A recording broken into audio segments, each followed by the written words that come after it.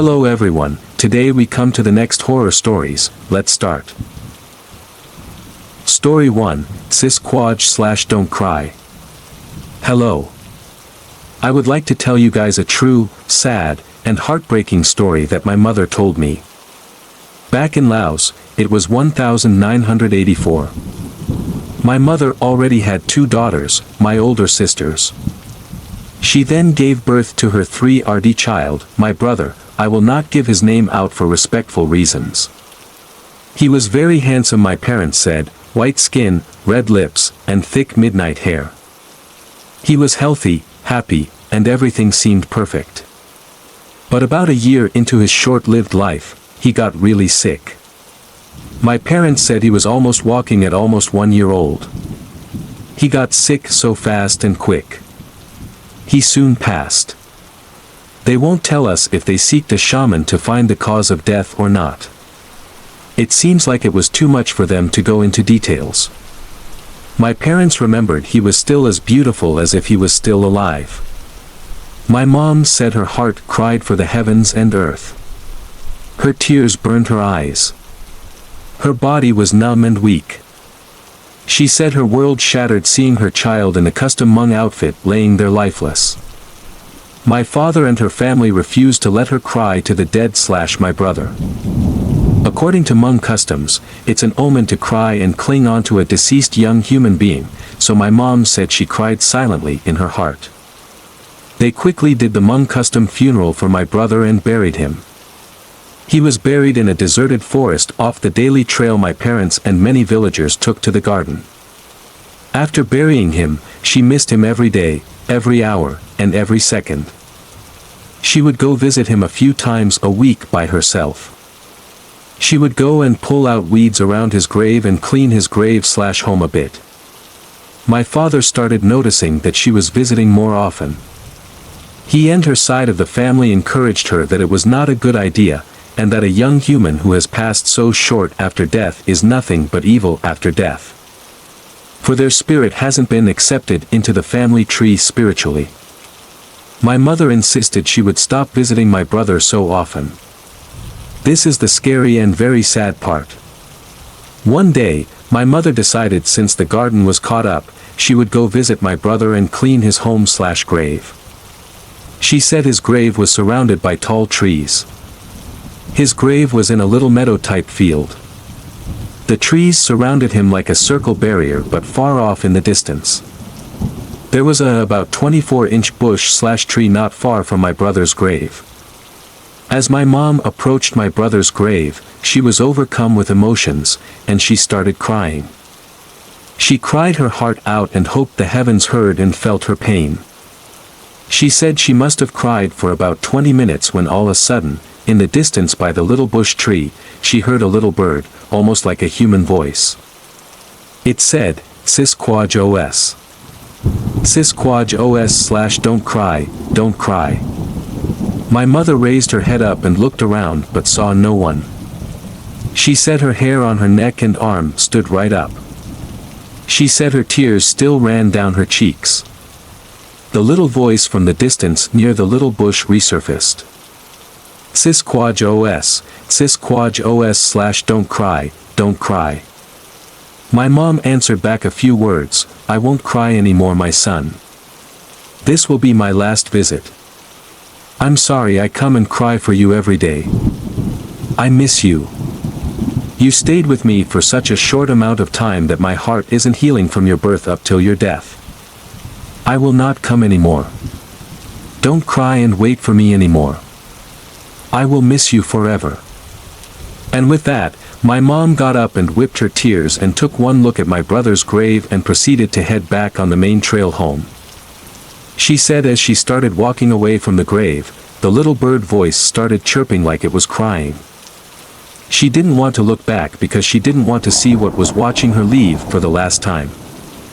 She said the chirping was still going on until she reached the trail, and she still heard it in the distance.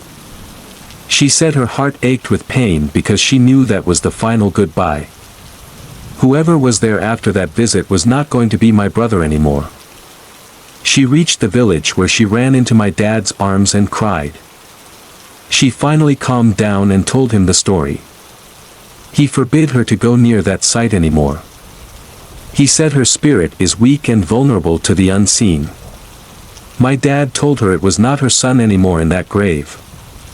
He was on the other side. What was roaming the place were the evil spirits who couldn't find its way. My mom said she found the courage to pick up her heart and cover her pain and never went back there.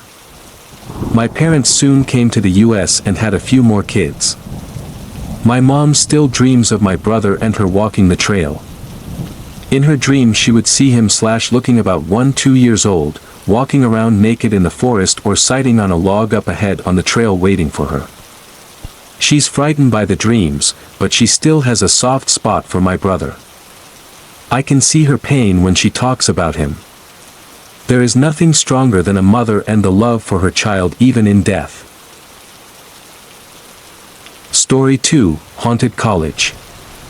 I went to a tiny college in a small town. The college is pretty isolated from the town itself. It's also surrounded with trails and small patches of forests. This happened when I was a first year in college. My cousin, who is a year younger than me, decided to come visit me. She was interested in my school and wanted to come tour and do an overnight stay. She came during my finals week, which wasn't ideal, but it fit her schedule. She got a tour of my school, and I showed her some of my favorite spots on campus. I told her that since it was final season, I had to get some studying done. I usually only study in the library because I get distracted very easily, so I told her I was going to the library. My cousin didn't want to stay with my roommate, and she had homework to do as well, so we packed our bags and headed for the library. I felt bad for her, so I bought a bunch of snacks and drinks from the campus convenience store, and we went to the library. When we got to the library, my favorite study spots were occupied. If you're a college student, you know that there's always that one spot you like to study in. Luckily, our library is huge. We found a study space in the top floor of the library. It was around 11 p.m., so even with the big windows, it was pretty dim. The entire section of our area was empty except for the two of us.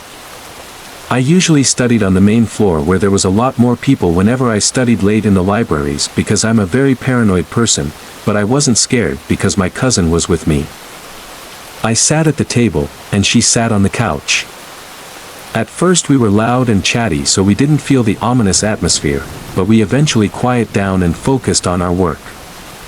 I could hear noises, but it wasn't like the library was completely empty, so I didn't think much of it. Around 1 a.m., my cousin had finished all the snacks and drinks I bought her and needed to use the bathroom. It was straight down the long hallway, but she wanted me to go with her. It wasn't weird to me because girls always go to the bathroom together, so we went. Most parts of the library have sensor lights, so if an area doesn't detect movement for about 30 minutes, it turns off. However, these lights are very sensitive in my experience. As long as I fidgeted in my seat, the sensor will detect me and not turn off. My cousin and I were being obnoxious in the bathroom because she needed to poop, and I was making fun of her. After being poop shy for 5 minutes, she gave up, and we headed out. All the lights were turned off.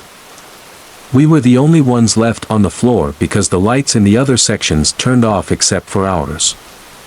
When we walked to the bathroom, we triggered all the lights, but when we came out, the only lights on were the hallway lights.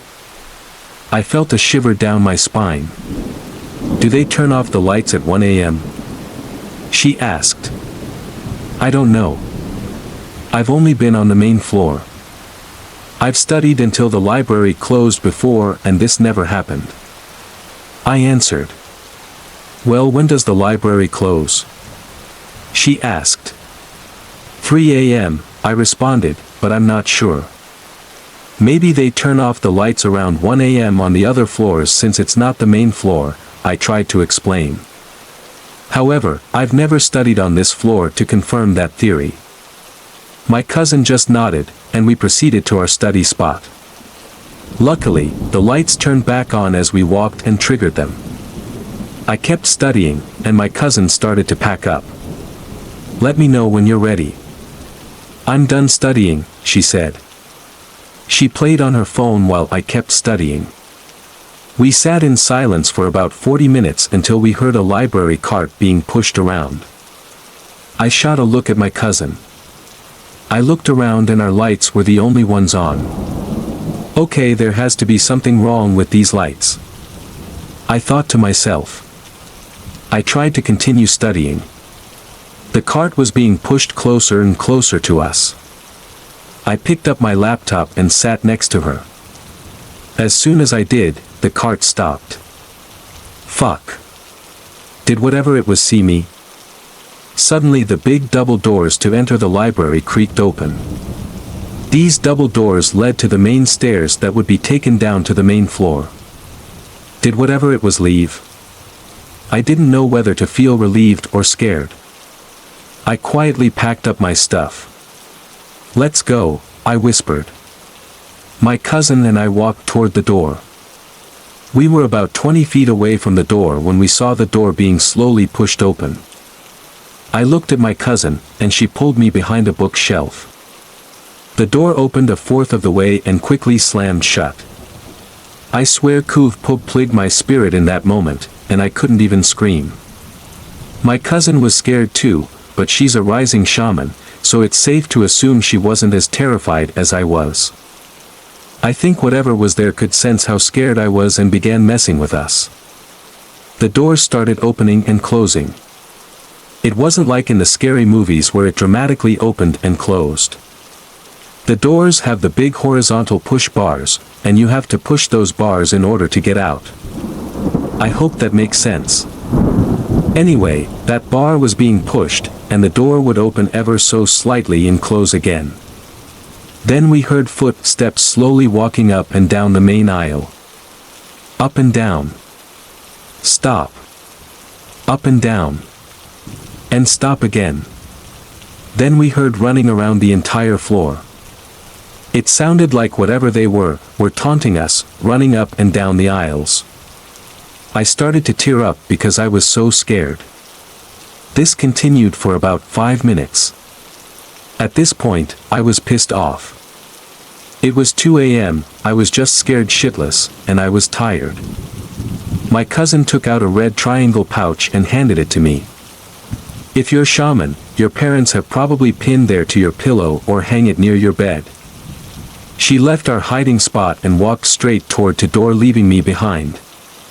As soon as she walked, I read behind her and noticed the door immediately stopped moving. She pushed the door, and we walked out. I've never walked down the stairs that fast in my entire life. As we were walking to my dorm, my cousin pulled my arm and said, "Let's not take that way." "Why?" "It's shorter." "I just want to go to bed," I said. "Trust me," she said. I trusted her, so we walked a different route. When we got to my room, we didn't even shower. We went to go brush our teeth together and sleep. Before we slept, my cousin told me to hang the red triangle pouch on my door handle. That night, I had a dream about a girl. She was a white girl dressed in a white nightgown. She looked humanly with pale skin. She didn't look scary, but she felt scary. In my dream she was knocking on my door, but I didn't recognize her, so I didn't let her in. "I know you're in there. Open the door. I need your help," she whispered. I sat on my bed, and the knocking continued. "Go away," I yelled. I laid on my bed and turned my head toward the window and saw a horrible image of the girl. Her face was swollen, gray, burned, and bloody. Her tongue stuck out, and her hair was raggedy. She was furious, breathing heavily. She looked through my window and launched right toward me. That's when I woke in a cold sweat. I started to cry. It was already 9 a.m., and my roommate was gone. She worked at 8 a.m. on Saturdays. Luckily my cousin was sleeping on the floor and woke up to the sound of my scream. I explained my dream to her. She told me about the incident that we encountered the night before. "Your school is haunted as fuck," she said. Well, no shit. She told me that I had a weak spirit. I get scared easily, which makes me an easy target, but I was especially vulnerable because my spirit was extra weak. It was probably due to the stress of college and finals and the lack of eating and sleeping. She told me that she felt like something was off when we found our study spot, but she thought maybe it was a Friday and a lot of people didn't want to study that night. When she asked to go to the bathroom, she didn't want to leave me alone, that's why she told me to go with. That was very nice of her, lol. Then she asked me something that spooked me even more. Do you guys store cadavers here? Yes. Not frequently, but I think they got new cadavers for finals. For those who don't know, cadavers are dead bodies that are donated for medical practices. We have a lot of pre-med students who work with cadavers. Remember when I told you to take another route last night? Well, I wanted to avoid the building that stored them. I could feel them there. Don't walk there anymore. Fuck. It was the building right next to the library. I didn't even know and have walked past that building so many nights. I don't think the dream was for you. She asked for help. I know they're there. I think she was trying to get to me, but I was protected, so she came to you. She couldn't get through the door because of the pouch. That's why she went to your window. I'm gonna need a pouch for my window too, was all I could say to her. She also told me she felt other ghostly presences around me because I was so weak. They wanted to weaken my spirit and posses me. Good thing I didn't take off my red strings. I was curious about the encounter in the library, so I searched it up. There was a whole thread of students talking about their experience in the library, specifically on that floor. No wonder nobody was studying up there. I don't know exactly what happened to cause the paranormal activity, but everyone talked about the library cart noise. Apparently a librarian had a heart attack while on the job, and her ghost still haunts the library. Needless to say, I transferred out of there after my first year because I just couldn't handle walking around campus at night after that. Story 3, 119 Creekside CIR, Sacramento, California 95823. When my husband and I first got married, I had moved in with him and his family into their 2-story house in a gated community. Of course, as a NIAB and a wife and being pregnant at the time, I was always home cleaning and making sure I had lunch ready for my husband and his family before they got home from work and school. That being said, I was always home alone in that house. It was just something about that house that always gave me the chills even when I first walked into that house. A month or two passed, and I was constantly getting slept on, but I didn't really care much about it because even before I got married to my husband, I was always getting slept on regardless. Do note, I never once did go out or ever got the chance to be out overnight. I was young and had young parents, so they were always so strict on me. Anyways, back to what I was saying, one day my husband and his family came home from work/school. We decided to take a nap in the room but left out door wide open while we took a nap. In case any of you are wondering, we had 4 bedrooms and 3 baths. There were 3 bedrooms upstairs and 1 downstairs. The master bedroom of course was upstairs, which all the brothers shared. One was my husband and mine. Then the other was his sister's. The room downstairs one was his parents'. I woke up to feeling something touching my thighs. I was thinking it was just my husband of course, but I woke up only to realize I was getting slept on by something. I have always gotten sleep on growing up since we had a lot of bad spirits wandering around us because my grandpa was a shaman, so I assumed it was because of that. That's why I always got slept on, so I usually fight it to get off me or cruise at it in Hmong or even try to open my eyes. I tried to fight it to get off me. When I heard something so loud in my ears just running up the stairs and into my room, that time I had my arms around my husband as well too, and I started feeling something just touching my fingers and my hands. I was so scared I tried to break free from getting slept on. I called my husband's name, but of course they wouldn't hear you. I felt that was pointless to do. All of a sudden it got off me, and I quickly woke up my husband and told him. My second experiences was when my husband and I were sleeping this one night. I had woken up in the middle of the night to turn to look at my husband. He was facing the other way while I was facing to the wall. Then I turned back around to sleep again. Not 5 minutes into sleeping, half awake and half asleep, I heard something whisper in my ears to look up at the window, and take off that red thing. I don't really remember what it said, but these were all I remember of what I heard. I was thinking it was my husband who said that, so I turned back to facing him and was going to reply back to him when I noticed he was still sleeping in the same position. That's when I realized it was a girl's voice. It was a girl ghost who was saying that to me. By the way, the red thing was those mung red rags when they give to you to the on your legs or hands, and it protects you from bad spirits. It was above my husband's bed just hanging. I got so scared. I just fell back asleep being scared about it. I told my husband the next day, and he thought it was so weird I experienced that. My third experience was when my husband and I was on the phone when he was at work. We would sometime just stay on the phone, even if we aren't talking to each other. I was always scared to be in the house alone for some reason, so I was always on the phone with him while he was working. He always brought his headphones with him to work so he could hear me when I'm asking him something or just talking to him and answer me when no one wasn't around him.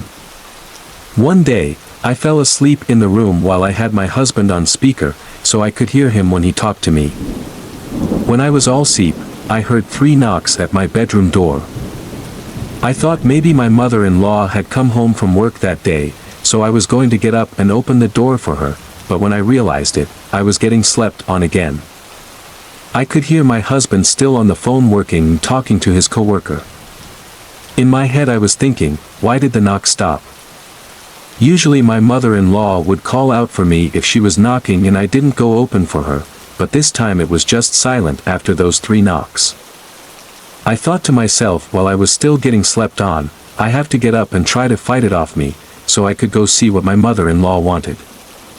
All of a sudden, it got off me, and I quickly got up and was going to open my bedroom door, when it finally hit me that what if it wasn't her who was knocking? What if it was something else? How come she didn't call out for me after she knocked on my bedroom door? I was so confused yet my heart dropped at the same time. I was scared. I just backed away from the door and ran back to my bed. I hung up my phone and called my husband back over and over again until he picked up, but there was no answer, so I texted him of what happened. Scared, I stayed in my room until my husband was off work, and everyone came home. My fourth experience was when I was sitting on my bed just doing my homework. I was in homeschooling at the time, and eating chips at the same time. When I finished eating, I went to the bathroom. We had our own bathroom that was also connected to his sister's room as well. To wash my hands and use the bathroom real quick. When I heard pages flipping from my bedroom, the pages were flipping as if someone was flipping the pages in my book, but I thought maybe it was just the wind blowing into my room, so I didn't pay much attention to it until when I went back to the room a few seconds later. I realized the window wasn't even open. That day was not windy at all. Of course I didn't want to freak myself out, so I just brushed it off like nothing. The fifth experience was after a few months already passed, probably after I already had my son too. My husband's sister's daughter was sleeping downstairs in my in-laws' room. I got up to go check on her, then went back up to my room to take care of my son. I left my door a bit open too in case she woke up. A few minutes after I left back up to my room, I heard running upstairs, assuming it was the niece. Then it ran into the brother's room, the master bedroom, and slammed the door so loud. I shouted her name out loud, but she didn't come out of the room or even answer back. I got up and went to open the brother's room and kept calling her name, thinking she was hiding from me, so I began to look under the beds, in the closet, in the bathroom, everywhere in the room and on the balcony too. She was nowhere to be found, so I left the brother's room and walked back down the stairs. Before I was even on the last step of the stairs going downstairs, I leaned over the railing stairs and pushed my in-laws' doors open to see if she was still sleeping in there. At this point, my heart dropped. Right when I saw her still laying on the bed in my in-laws' room, my eyes just opened up so wide. My heart was pounding so fast. I was scared as shit. I was thinking to myself that I left the brother's door open too and my room's next to it. If I ran back upstairs and ran past the room, what if I saw something just standing by the door staring at me? My heart was racing, but I didn't care. My son was in the room, so I ran as fast as I could up the stairs, not even turning my head to look into the brother's room at all. I slammed my door and locked it. I was so scared I messaged my sister-in-law to see when she'd be home and that I couldn't stand being in this house myself anymore because I was so scared I could shit in my own pants literally. Never been so scared in my entire life. I felt I lost my spirit that day. The brother's room was right next to the stairs. My room was in the middle, then the sister's room was to the left, but both the brother's and sister's rooms were facing each other. My room being in between of theirs was facing to the stairs railing. Of course, I always told my husband my scary experiences, but he just always thought I was just being crazy and hearing things. I'm sure he didn't think that really, but he was just saying it because he didn't want to scare himself. So many other scary things happened in that house. I could write a book about it. There were days when I would have these bad vibes when cooking before my husband and in-laws got home. I always had that feeling like someone was watching me or standing in the other room. My husband's niece would say she saw this girl in a white dress at the end of her bed or at the corner of the bedroom just staring at her when she was sleeping. One time my sister-in-law told me she saw this girl's hands just sticking out holding the doorknob and had red nails. My husband would say I was just hearing things until one time he was home alone for a while weekend. He was using the bathroom in our room. He closed both doors, our bedroom door and bathroom door, just using his phone when he heard someone knocking at our bedroom door. He stopped what he was doing to listen to it carefully. The knocking began for another few seconds, then it stopped. He got out the bathroom and opened the door and started yelling out, cursing at it to get out. It was not welcome here and all that it's stuff. It couldn't have been anybody because everyone was out camping the whole weekend and wasn't going to come back until Sunday at noon. A few months later, we moved out, and someone new came to live in there. My in-laws told us that they went to go talk to the people who moved in there, and they told my in-laws that their son slept in the same room my husband and I used to sleep in. He had been experiencing scary things too. All I know is that I'm glad we moved out. When I think back to it, it scares me even more because I couldn't believe I was always home alone with that thing. How did I even make it out alive? All I know is that I'm very glad we got out. It is a true definition of a haunted house, especially when it was among family who lived there before my husband's family moved in there. Not to mention I remember my in-laws would tell me that when they first moved in there, they found clothes and pots and pans left inside the house still, which my in-laws threw out. The owner even came back to ask them how was living in the house. They asked if anything weird was going on, which my in-laws told them no, but really things were happening in that house. It was just never good to talk about it inside the house. That is it. I have few more experiences that had happened there, but they are just little experiences. I still wonder what happened at that house. When they first moved in, there was yellow tape still hanging from the wooden fence. But that will be unknown of what happened there before my husband and his family went to move in there. That won't be my part to tell anymore. Story 4, Valley High Apartments. This was one of my stories that my husband and I had encountered back in the year of 2008, where we first lived at the Valley High Apartments by Mac Road, right behind Food Source Shopping Center. It was during the time when my husband and I had our first child. Moving on, about a month after I had my first child, my mother-in-law was staying with us at that time to care and look after me. Everything was fine and living normal as usual. We lived in a one-bedroom and one-bathroom apartment, so there are only 2 windows, which was in the bedroom and by the sliding door which went out to the patio area. As a month passed by, my mother-in-law went back to her hometown in Minnesota, which left just us 3, my husband, our daughter, and me. First night came around, and it was about close to midnight. I remembered my husband woke up, slightly lifted his head up, and looked toward the closed bedroom door, and slowly but fast enough to pull the sheet over his head. As he was doing so, I was awoken by it, and I kind of pulled the sheet off his head asking him what was wrong. He just whispered lowly that he'd tell me tomorrow. I just left it at that. The next morning came around and about noon, I'd finally remembered and asked him what caused him to act the way he did last night.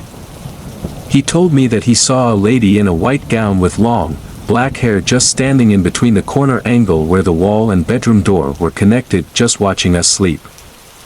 I got a little bit of a chill running down my spine just hearing him tell me, so I said he better stop joking around and for him to tell me if it was not real.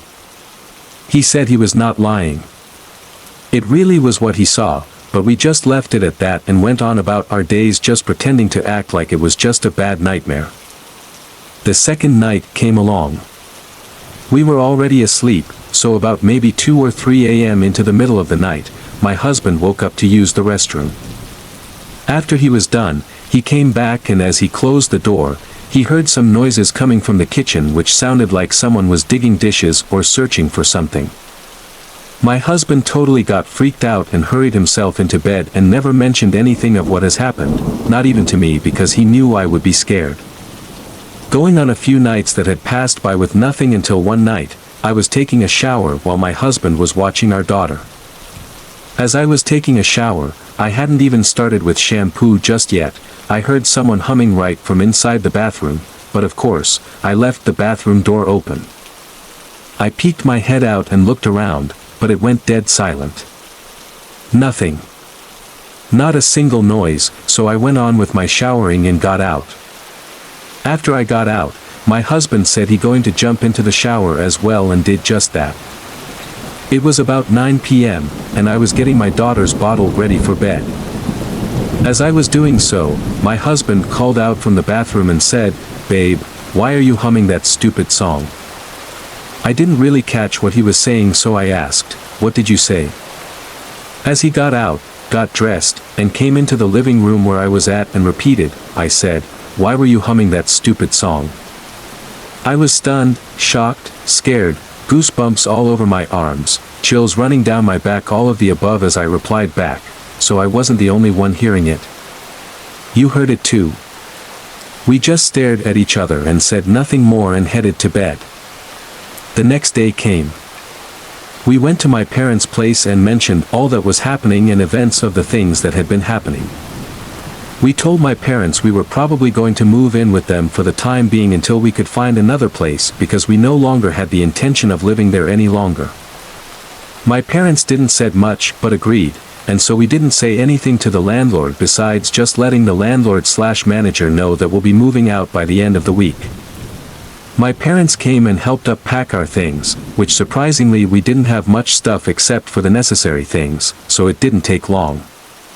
We were finished packing in 3 days. As the years passed by, I started my first job and worked for quite a few months. I told one of my co-workers about it, and he mentioned that those apartments were haunted because a lot of people had died there or were killed. That was when I knew something probably happened in the unit we lived in, which we will never be going back to. Before anyone lives at a place, just remember to ask around. I'm sure people know or hear of the history about the haunted areas. Well, that's the end of my story of what had happened or what my husband we had encountered. Hope you guys enjoyed my story, and be safe everyone. Story 5, Dragon Tales. This isn't a ghost story. I find this strange rather than scary. I bought this rope eel fish, and that day I bought this fish, it was sunny out but began to storm. The thunder roared loudly. Soon after, strange things began to happen, but I didn't think anything of it. I thought it was my roommate playing pranks on me, but I never bothered asking him. I have my 55-gallon tank set in my room and across from my dresser. My fish tank never leaked, but soon after I bought this fish, I'd wake up and find my carpet wet. I thought my tank was leaking, so I checked it, but it was fine. There was no leak, so I ignored it.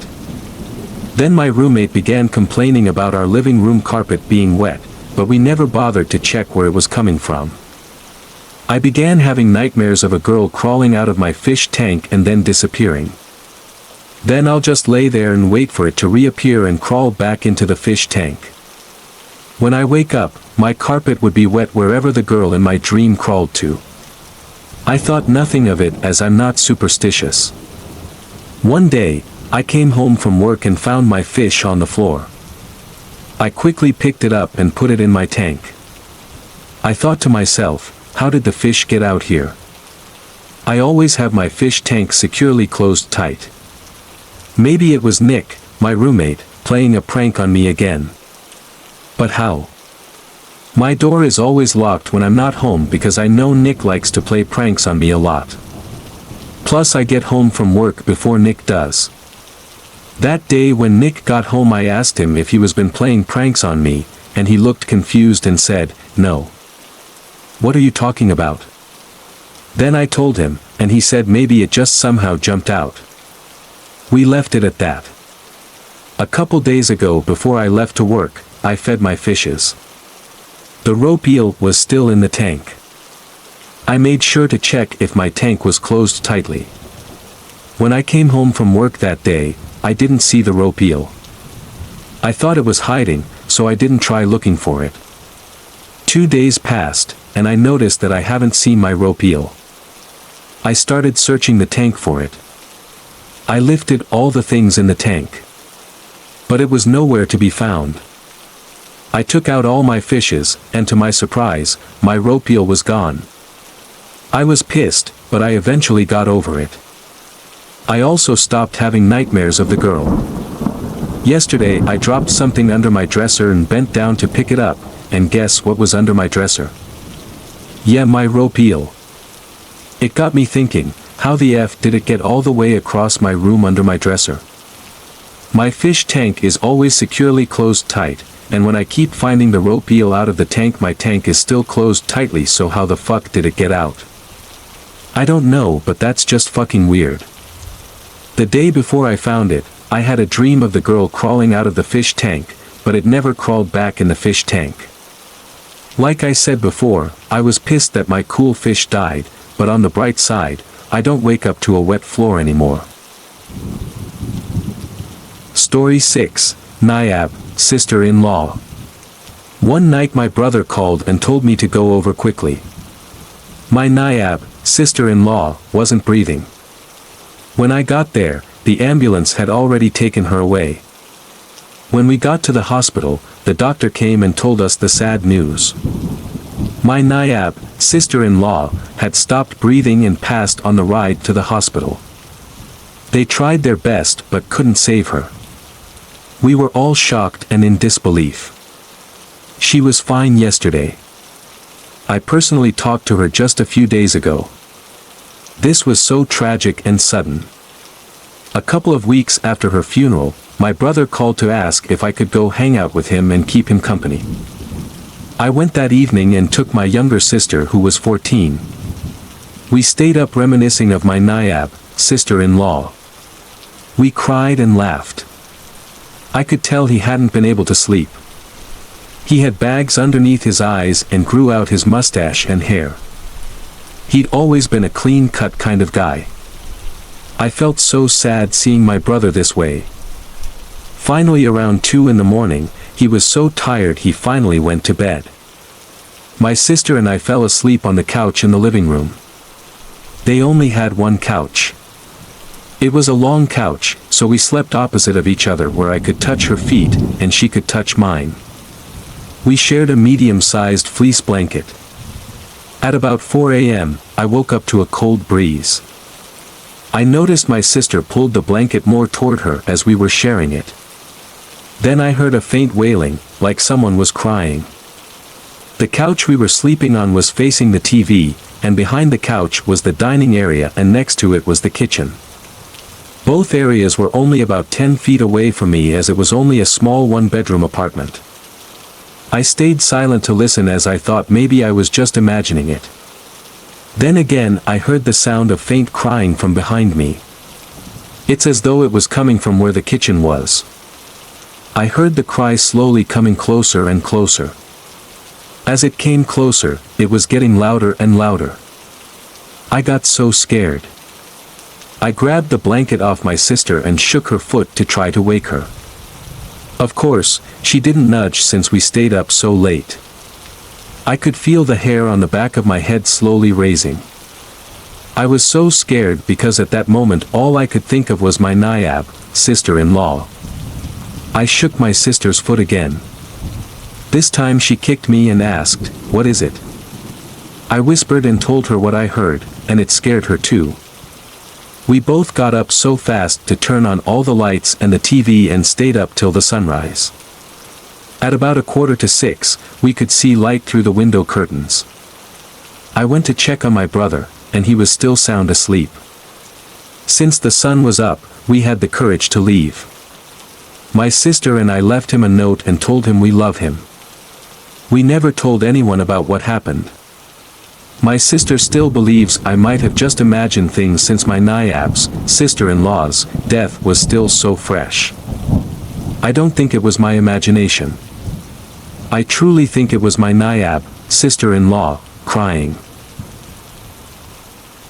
Story 7. This was a story I found online, but I lived at the house where it happened.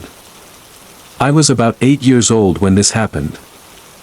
I lived in this house in Massachusetts, and we didn't know it was haunted. We lived literally beside a forest where there was wild animals and hunting. The downstairs neighbor told us that they normally see ghosts and to not go into the forest. One night when it was windy, we were still up when the lights flickered, and the doors were opening and closing, but that was shortly after the windstorm. After a week living there, we heard screams from the forest at night. I would run there and check. One day I heard a scream and ran into the forest to check it, and I got lost. When they found me, I was crying, and there was blood all over me.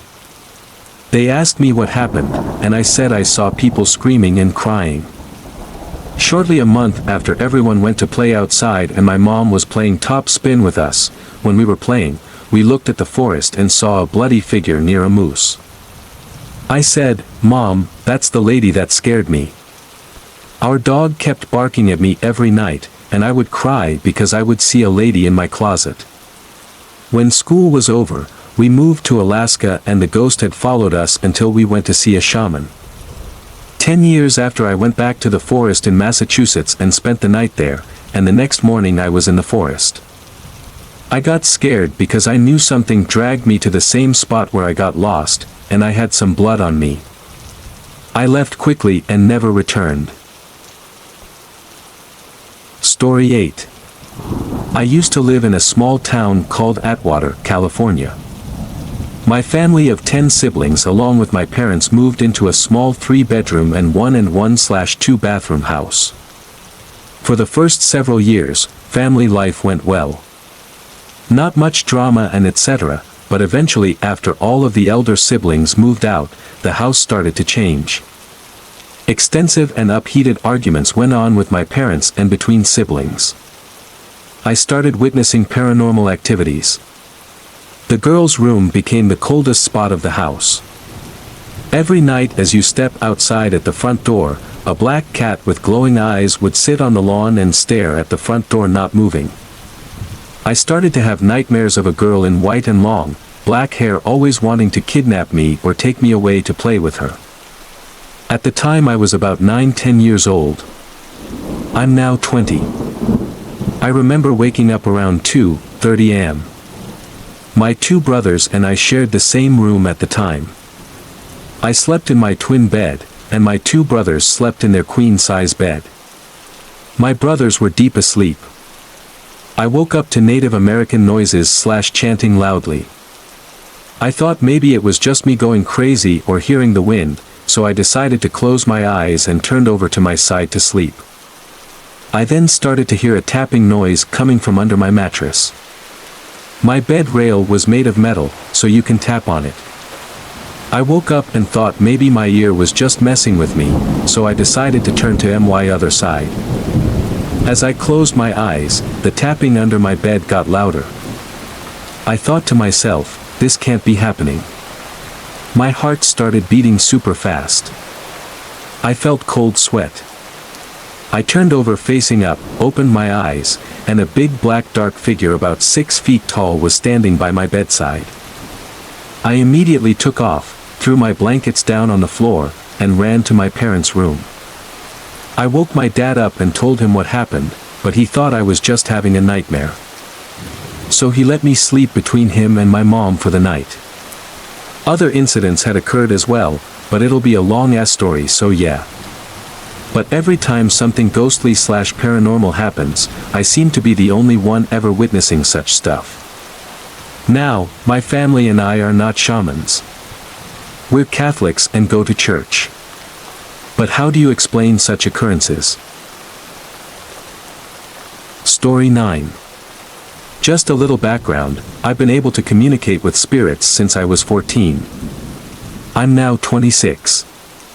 Through the years, I've been able to see, hear, and talk to them. I know things that I shouldn't know, and sometimes I'm able to know things before it happens. I am Christian and feel like this is a gift from God. There are at least 3 people in my immediate family that has different abilities. I work as a CNA/medtech in Alzheimer's units in nursing homes. I have many stories under my belt that I usually use for campfire talks. This is just one. Comment or like if you'd like to hear any more. If you don't believe or care, that's your business. You can skip past this story as much as your little heart desires. Well, there was a certain room at the back of the unit that was demonically possessed. Most of the caregivers could feel an evil presence in the room as soon as we'd go in there. One day, we decided to be ghost hunters and used the negative shots on our cameras to record the room. We all stood behind and watched the camera. While recording, we could see a dark shadow creep across to the left of the screen attempting to duck down under the camera, but we were able to still record the thing.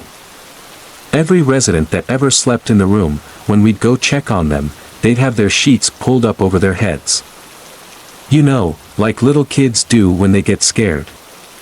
Even residents that lived in a different room prior to moving into the demonic room. They didn't have a habit of pulling the sheets over their heads until they'd move into that room.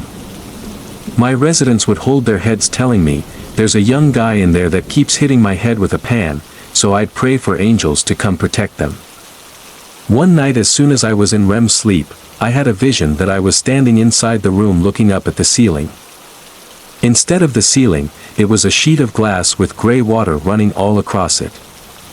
Through the water, I could see a young, white guy trying to swim through it towards me, but being under the glass protected me.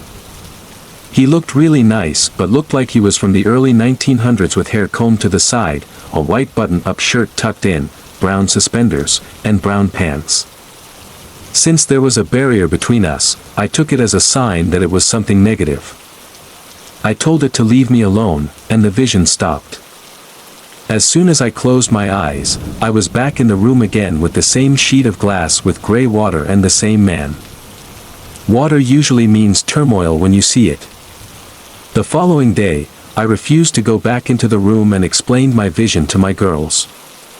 I could feel that whatever was in there wanted something from me. I went to help a resident that had just moved out of the demonic room get ready for bed and into her PJs. I took her in her room and shut the main door to the hallway but left the bathroom door open since she had a private room. As I'm on my knees, the resident and I heard a loud bang, and the door started closing in on us. We both screamed, and she asked me, "Oh my. What was that?" I opened the door slowly until the door was opened so wide. It hit the far wall, but no one was in the room. The hall door was shut just as I had left it. I checked everywhere, and all the other CNAs had been busy helping other residents get ready for bed. When we got back out to the hallway, my girl and I asked the resident, "Honey, how does the young man that hits you in the head look like?" She turned to me and said, "Oh, he looks very nice, but he's just so mean. He has dark hair combed to the side and is wearing a white shirt, suspenders, and brown pants." My girl and I just looked at each other and mouthed, "OMG, that's the same guy I saw the night before." Whatever was in the demonic room was really pissed at me for not going back in there that day. I think it was trying to deceive me by looking nice so I'd go in there, but my gut instinct kept telling me not to go in there. The day after, I had to go back into the room to help my girl with the resident that lived in the room at the time. As I reached up in the closet to grab her nightgown, I heard a woman singing. No one was in the room but the three of us. So me and my girl took the resident to the bathroom to help her get dressed. Background: this resident rarely ever talked or said anything besides hi. When we were helping her, I had shut the bathroom door but continued to hear a woman on the other side of the door still singing, so I asked the resident, "Honey, does anything ever bother you in this room?" She turned to me with a real strange look and said, "Like what?" "Like a ghost." The resident looked serious as ever and stated, "Yeah, he wants human beings." Needless to say, we got her up in her wheelchair and ran out of that room with her. I have way more stories about this room and will share more if y'all want to hear more. Story 10, Weowega. Hi, everyone. This is my personal experience fishing for white bass at Weowega. I decided to go whitebass fishing by myself. I went to the store and bought some supplies. Left to the fishing spot around 4:30 p.m. Got there around 5 p.m. I saw a few Hmong guys there too. And a few mechas with their boats. So, I talked with them, and we decided to all wait until the night. Just to see if the fish will bite better. As we are fished till sundown, around 8:30 the sun started to set. The other Hmong guys left because the fish weren't biting. As soon as they left, bam! I set the hook. Pulled in a big size whitebass. Knowing that it was a little late in the spring whitebass run, I was happy with just one big one. So, I kept on fishing and fishing, telling myself that they are starting to bite. I fished and fished in the night, the bugs came out. They were starting to bug and annoy me. I went on my phone and started to listen to some Hmong songs. I sang along softly. I lost track of time fishing and listening to music. The fish wasn't biting at all. Then an old Hmong guy came up and asked me, "Hey son, are the fish biting hard tonight?" I replied, "Not really." He asked me where I was from. I told him from different town. Then, he told me, "Go home. Too many bugs, and the fish isn't even biting. Come back tomorrow. There are a lot of people that come in the morning that have better luck than you do." I asked, "Where are you from?" He said, "From around here." I thought to myself, man, this guy taking me as a fool to get my spot and catch all the fishes. Whatever. Fish aren't biting anyways. He then said, "Yeah son. Come back tomorrow. It's late. Too many bugs. Fish not biting hard. Tomorrow morning or in the morning, you will have better luck, okay?" I replied, "Okay." As I packed my stuff up and lit up a smoke, I told the old man good luck. Walking to my car as I noticed there was no other cars in the parking lot. There were 2 cars by the bar, but those were the workers. As I glanced around, my car was the only one in the lot. I looked back to where I was sitting at, and the old man wasn't there. No other cars except for mine. Chills shot down my spine. My hair on the back of my neck stood up as I looked into the darkness. I threw my stuff into my car and drove off. About 5 minutes later, my car started to act all funny. The dash lights were dimming, my headlights were pulsing, my check engine light flashed on, and my mph gauge cluster went whack, jumping from 2100 back and forth. The more I gazed the car, the more the lights would dim. The pulsing headlights pulsed faster and faster. The mph gauge dropped to 0 and jumped up to 100. My car sounded like I jumped my timing. Misfiring, softly I drove into a local gas station. I checked my CEL codes and found out it was just a blown fuse. With relief, I looked at the gas station, but they were closed. I couldn't drive my car back home like that. It was too big of a risk for me. As I stood there thinking to myself, how am I gonna get home, a local man asked me if I needed help. I told him I blew a fuse, and if he has an extra one. Lucky me, he owns a local car shop down the road. He gave me the size I need, and I popped it in. Thanked him for it, and I drove home again. While I was driving back, I remembered that the old Hmong guy didn't want me to fish there by myself, and wanted me to come back in the mornings. I told myself that he was just looking out for me. And without him telling me to go home at that time, I would have never met the local that helped me out. I don't know what would have happened or what was gonna happen. Thanks to that old man, I avoided something bad that was gonna happen. I am very thankful for him helping me out. I thought he just wanted my fishing spot. The moral of this experience is to pay more attention to what's going on around you. Don't let greed blind you and know when to call it quits. Thank old man. I owe you one. Don't know what would have happened to me that night, but you helped me out big time. Thanks for looking out. Story 11, I Saw Her Too. I remembered years ago my husband and I moved into our first apartment. During that time we were struggling to make ends meet, and we had 2 children. The oldest was 7 years old and the youngest was 4, both girls. The place looked a bit run down and ghetto, but that was all we can afford. Everything was fine for the first week, but it was the second week that things started to happen.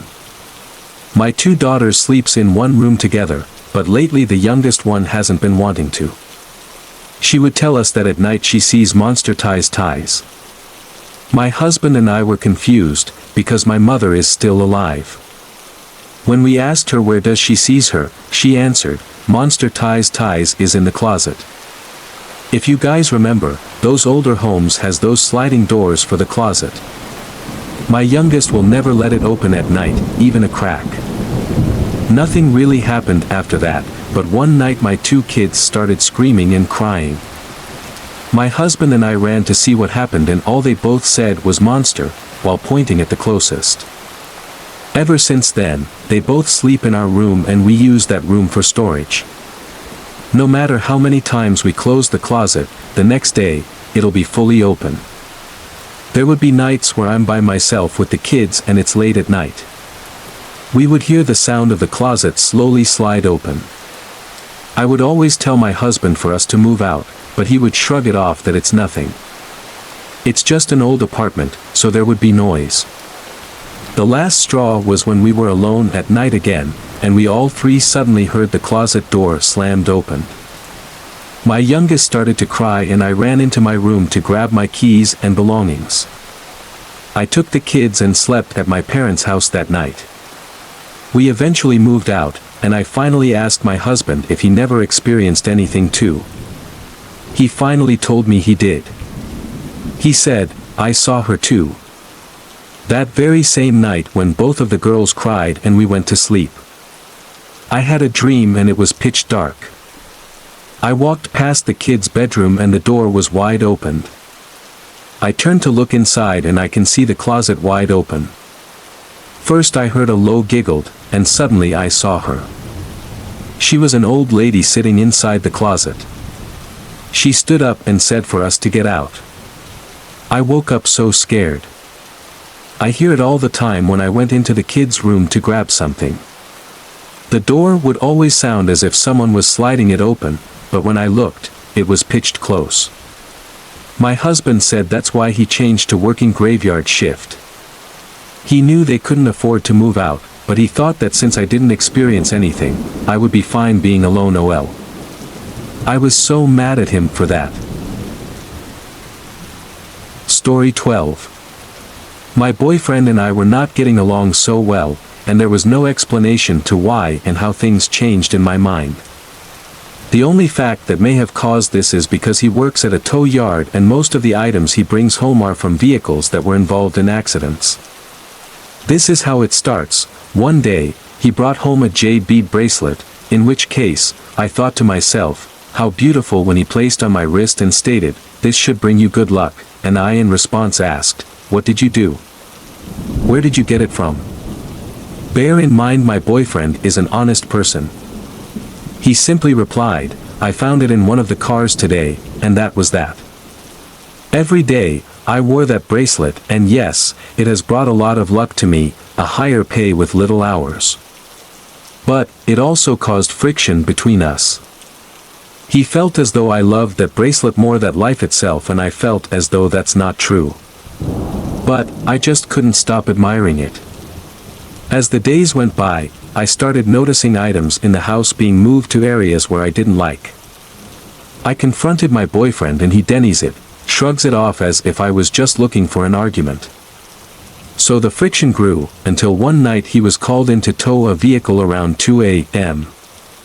This is where it ends. While he was gone, I couldn't sleep, so I walked downstairs to get a cup of warm milk. As I made my way into the kitchen, I had all the lights on from the bedroom, to the upstairs hallway, down the steps into the living, and now the kitchen. The moment I turned the light on, my bedroom light went off. I thought to myself, that's odd, but continued toward the refrigerator to get the milk. Once the fridge opened, the upstairs hallway light went off. I thought to myself, must be the electrical fixture. I'll have it looked at tomorrow. But, when I grabbed the milk, I felt the hairs on the back of my neck rise and a cold draft from behind. Then and there, I realized I was not alone. I heard a soft-spoken voice, "He belongs to me, not you." In that split moment, I forced myself to turn around and saw what I wished I've never seen, a Chinese bride, draped in red and gold with a veil and long golden nails. She had a servant holding her dress and giggling. Through my fear, I was able to utter, "Why? Why would you want him?" Then suddenly, I felt my jade bracelet fall from my wrist and heard the jade beads hit the ground, spreading everywhere. That was when I knew it belonged to her, and what he took was a trade for him. This lasted for what seemed like an eternity, as if I stood frozen in time to watch my future fall apart and remembering every detail about it. Once the bracelet had fallen, I looked up to see a smirk behind that veil, as she, what looked like floated, walked right through the kitchen side window, and before leaving with her little servant still giggling, she turned, and all I could see was her lips moving but not hearing anything. I didn't know what else to do but sit in the kitchen sobbing, shaking and hoping my boyfriend was okay. He was. The moment he arrived home, I told him of what had happened, and he just laughed, saying he didn't know I missed him that much, and walked off into bed. The next day, I contacted my father, who told me to give the bracelet back to my boyfriend to give it to the rightful owner, after being lectured, so I did. My boyfriend was upset at first until he found out from work that the parents of a young girl who was engaged at the time of her death came looking for her bracelet, the one her fiancé had given to her as promise to be with her forever.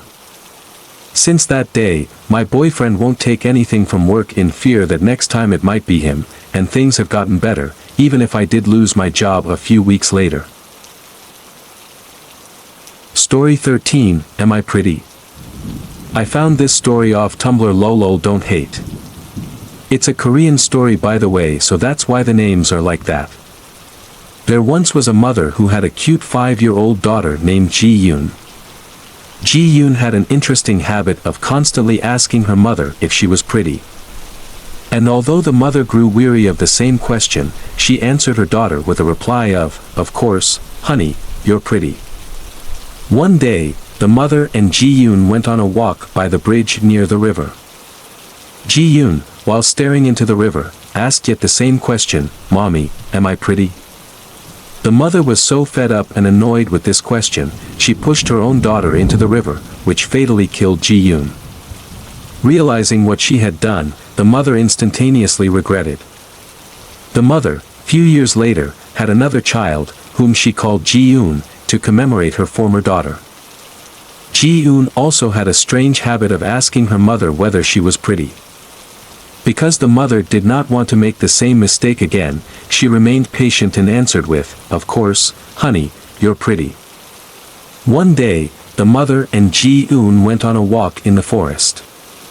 Ji-yoon stopped and asked her mother the same question she had always asked, "Mommy, am I pretty?" "Of course, honey, you're very pretty." "But mommy, why did you push me into the river if you thought I was pretty?" Story 14, It Just Wanted to Play. This is long story, but there is a reason why. I am a shaman and haven't had any trainings yet. An older friend of mine, who was almost like a mother at times, sees spirits, and she had told me that I am like a magnet to spirits and attract them easily. So in other words, things happen to me. I was once a program coordinator for a family center, and the property of my old job had always creeped me out. The center was across the parking lot from the main office, and I hated staying in the office because I was located upstairs where it was the most uncomfortable eerie paranormal place, but that's another story to share later. I hated staying in the office and loved staying in the family center because it was positive, filled with resources for parents and children to make crafts. It was a Thursday, and I was in the center. I was rereading my sister's group chat. My eldest sister was expecting her kids and the peach branches my mom was having my younger sister to send her. The day before, my eldest sister had told us to keep an eye on her son who was staying with us that week. We asked her why, and she explained that something paranormal took place at her house the night before and that she and her husband, at that time, did not want to spend the night at their own house. They claimed that a Pojensug troll was imitating her son's behavior, running around in the house, and locking doors. Apparently the ex-husband's brother and some friends walked to the house and the friends saw a little boy waving at them at the window. Little did they know that the kids were visiting at our house that week. The ex-husband opened the door for his brother and the friends. Then he went into his office while my sister was still showering. The men didn't bother about the kid because they suspected that the kids were home. The men went into the garage to do something. Then they heard the door open and close, and the lock clicked. The brother banged on the door until his brother opened it. He demanded why his brother had locked them in. The ex-husband claimed that he didn't. The brother then asked if it was his son, and the ex-husband explained that the kids were not home. The friends informed him that they saw a kid waving at them from inside of the house. The ex-husband and my sister did not want to stay in their house and left to stay with one of their relatives. After work, I decided to drive to my eldest sister's house because the kids were sent home that day, and I wanted to see them. As promised, my younger sister had sent the kids along with the peach branch, and my eldest sister had swept the house with it. I was in the bedroom with my nephew, the one who they claimed the Pojensug troll was imitating. He is on the spectrum and communicates very little with us. It was usual to see him not make any eye contact whenever we interact with him, however, he kept looking past over my shoulder. His eyes were concentrated. Knowing that I was a magnet, I brushed it aside and continued to interact with him. I went home afterwards and went to work that Friday, and at the end of the day at the center, I was always one of the last employees to leave. Before locking the center, I turned on the outdoor light and closed the door. My car was right next to the center, and I always liked taking a look at the center, my little happy place. I checked for the light and the window. The blinds were opened as usual. I couldn't wait for Monday. Monday came and I walked up to the center at 9 in the morning. I opened the door and thought it was very unusual for the center to be so dark, even with an open door. I turned on the light and was shocked. The room was a mess with toys spilled everywhere, and the couches had been moved. The window that I usually kept the blinds opened were closed. The door that led to the other was closed, which was something I normally did not do. I was furious. I went to the other room and found a mess there as well. Puzzle boards were placed, leaving against the other window was not in its usual place. My only thought was, who the hell used up the center without informing me? I called my assistant. She claimed she didn't know of anyone or anything that took place that weekend. I contacted the program manager, and the office assistant also claimed that no one touched the center that weekend. The only ones who had the keys were the groundskeeper, my assistant, and me. When my assistant arrived, I explained to her what I had saw. She and I were cleaning up the place, and then it struck me. If it wasn't anyone, it must have been something. As I stood in the center, I called my younger sister immediately. "Has Mom come home yet?" I asked. She claimed that my mom hadn't. "Okay, when she gets home, tell her I need my center to be swept." I think the Poj and Sug troll followed me and got to the Tsin. I stopped. I looked at my left arm in horror. I couldn't see it, but I felt nails scratching at my forearm. Then I felt it on my other arm. Both of my arms were burning as I felt little finger nails scratching at my arms. It burned and buzzed with electricity. I looked horridly at my assistant, and she stared back concerned. Then I felt buzzing in my head, a hot electric shock running and pounding my skull. I became short of breath, and my vision blurred. "Bring it," I managed to say on the phone to my sister. "It knows, and it's not happy that I know." I looked at my assistant, who stared at me concerned. She already knew about my shaman side, so she wasn't surprised. Luckily for me, she didn't think I was crazy. It was not safe for me to be at the center, which was ironic because it was safer than the office. However, the center was dangerous that day. I had to stay away, but I still had a job. Every time I walked out of the center to the office, the buzzing headache and fiery arms went away, but whenever I walked back, it was there again. Usually I could feel strong spirits, but after being attacked, I only felt pain and I couldn't locate exactly where the Poj and Sug troll was roaming. It wouldn't step outside of the center. At 3 p.m. after the center had closed, my sister finally arrived with the branches. With my buzzing head, I grabbed the branches immediately and I felt a surge of warmth and relief. I felt a golden light surround me. I was able to pinpoint the Poj and Sug troll. It moved around in both of the rooms in the center, but it wouldn't go anywhere that the peach branch had been swept on. I swept the branch every square in of the center, top and bottom. Then finally I felt it leaving the center. The center had 2 doors, and on each door entry, I stuck a peach branch as a barrier. Inside, looking out of the window, I felt it pacing back and forth on the ramp, unable to get in. "Go away and don't come back," I said to it. "You do not belong here, and you do not have the right to come and touch these stuff. You do not have the right to touch me. You better not be here tomorrow when I come back." I did feel sympathetic for it. It was a child, and I was a coordinator of a family center where children were welcomed. I felt like a hypocrite. However, it was still a Poj and Sug troll. The next day after arriving at work, I didn't feel its presence. It was gone. Story 15, Comstock Hall. My freshman year at the University of Minnesota, I stayed at one of the dorms called Comstock Hall. Everyone became friends in my hallway, and because of that, we would sometimes leave our door open so anyone can come in and out to hang out. There was this one night I was just chilling in my room, but I could see a group of my friends gathered out in the hallway outside of my room. They looked devastated or sad. I went to my door and asked if everything was okay. One of my friends told me that everything was okay and to not worry about it. I asked him what happened, and he said that he thought it was not a good idea to tell me and to not worry about it. Saying this, he had a worried look on his face. I was thinking, okay, something tragic must have happened, like maybe a friend of theirs passed away. I shouldn't be nosy about it. Soon after that, a lot of my friends had their pillows and blankets, and they were leaving. I asked where they were going. They said they were going to sleep in the basement. The basement was a big, open hangout area with TVs and couches. I was like, okay, cool. A sleepover type of thing. Let me join. The same friend earlier was like, no, I think it's better if you should stay in your room.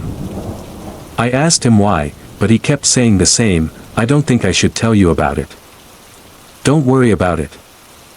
I was like, okay. No biggie. I shouldn't be nosy. Mind you, my roommate went with them also. A majority of the people in the hallway went to sleep in the basement, but I knew for sure some friends whose room was next to mine stayed. I slept in my room that night and woke up later in the night around 3 a.m. I could hear creaking all over my room. For example, the creak would go from the floor, to the wall, to the ceiling, then to the other side of the ceiling. Being tired, I'm just like, old building. No biggie. However, the dorm was built pretty fortified, for lack of better words, and you will not hear anyone upstairs or downstairs. Plus the creaking happened all over my room. Whatever, I went back to sleep. A couple days later, I found out that one of my friends who was at the room next to mine that night got possessed. Supposedly, he has a strong sixth sense and could be a shaman/medium. And the reason why my friends looked devastated and went to sleep in the basement was because they all saw him possessed and had to hold him down on the bed. Story 16, Scary Memories in Thailand. I'm not sure if this was a story I heard when I was younger that manifested into a nightmare, or a repressed memory from when my family used to live in the refugee camps in Thailand. This story/memory has always been in the back of my mind since childhood.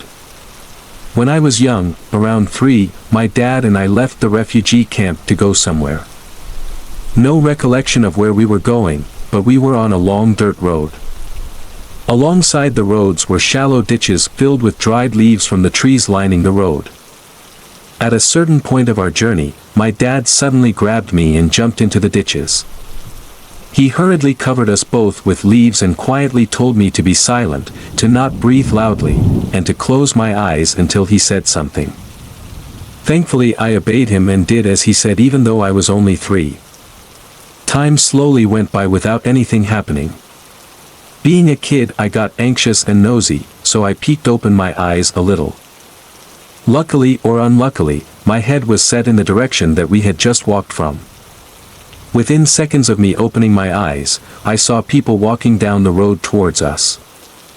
From little specks in the far distance to more recognizable shapes, it was 3 little girls. Dressed in all black and long hair. They talked amongst themselves as they kept coming closer. The closer and closer they came, the more I could see that they weren't normal. Shorter than teenage girls, but with the wrinkled faces of grandmas, arms that reached their knees with long nails at the end of their fingertips, and peppered, frazzled, unkempt hair. Now I understood why my dad said to keep my eyes closed. These weren't human beings, they were Poj and Sug. Once the realization of what I was seeing hit me, I closed my eyes and tried my best to stay still. Time crept by as I could hear them walking closer and closer to us, speaking a language that was foreign, yet familiar. Eventually they pasted our spot and the sounds they made faded away into the distance. Unsure of what to do, I continued to stay still like my dad had told me to initially. For what seemed to be hours, I stayed there, eyes closed, slowly inhaling and exhaling, trying my best to not make a noise. Then I heard my father's voice, ever so quietly, "Son, don't move. Let me check first to see if there is anything around us." The rustling of leaves next to me signaled to me that my father had finally got up and was scanning our surroundings. "Don't shout or cry, okay, son?" My father gently said as I suddenly felt him grab me. The next thing I knew was my face being pressed into my father's chest and his hands holding me tightly. Then came the feeling of wind against my legs and the sound of heavy breathing. I'm unsure of whether we were being chased or not, but he was running. The next thing I saw once my father finally stopped running was the refugee camp. My father finally put me down and caught his breath. The other refugees came up to us and asked my father if everything was all right. I don't remember what he told them, but I remember the looks on their faces. Fright. Story 17, Balloons. I remembered it was a couple of years ago when I heard of a scary story told by my close cousin Crystal's mom, name changed. We were all at a Jingle Bell sitting outside since there was nothing else to do. In our group, there was Crystal's mom, my mom, two of my other cousins, and I. She was telling us a story about one morning, pretty windy, as her husband and she set off to the cemetery to join the burial of a grandma who passed away from her husband's far side of the family. When they got there, they parked away from the burial site, but it wasn't that far to walk. There was a lot of people. Mourning families brought an abundance of flowers and balloons. I don't know if balloons are allowed, but it was there. Crystal's mom didn't want to go with her husband to the burial site because she didn't know anyone there. Not a single face. She suggested that she drop him off and will come back later to pick him up. However, he demanded her to go with him. After giving it a thought, she decided she will go with him, still hesitating though. Her husband left first, and she was still in the car.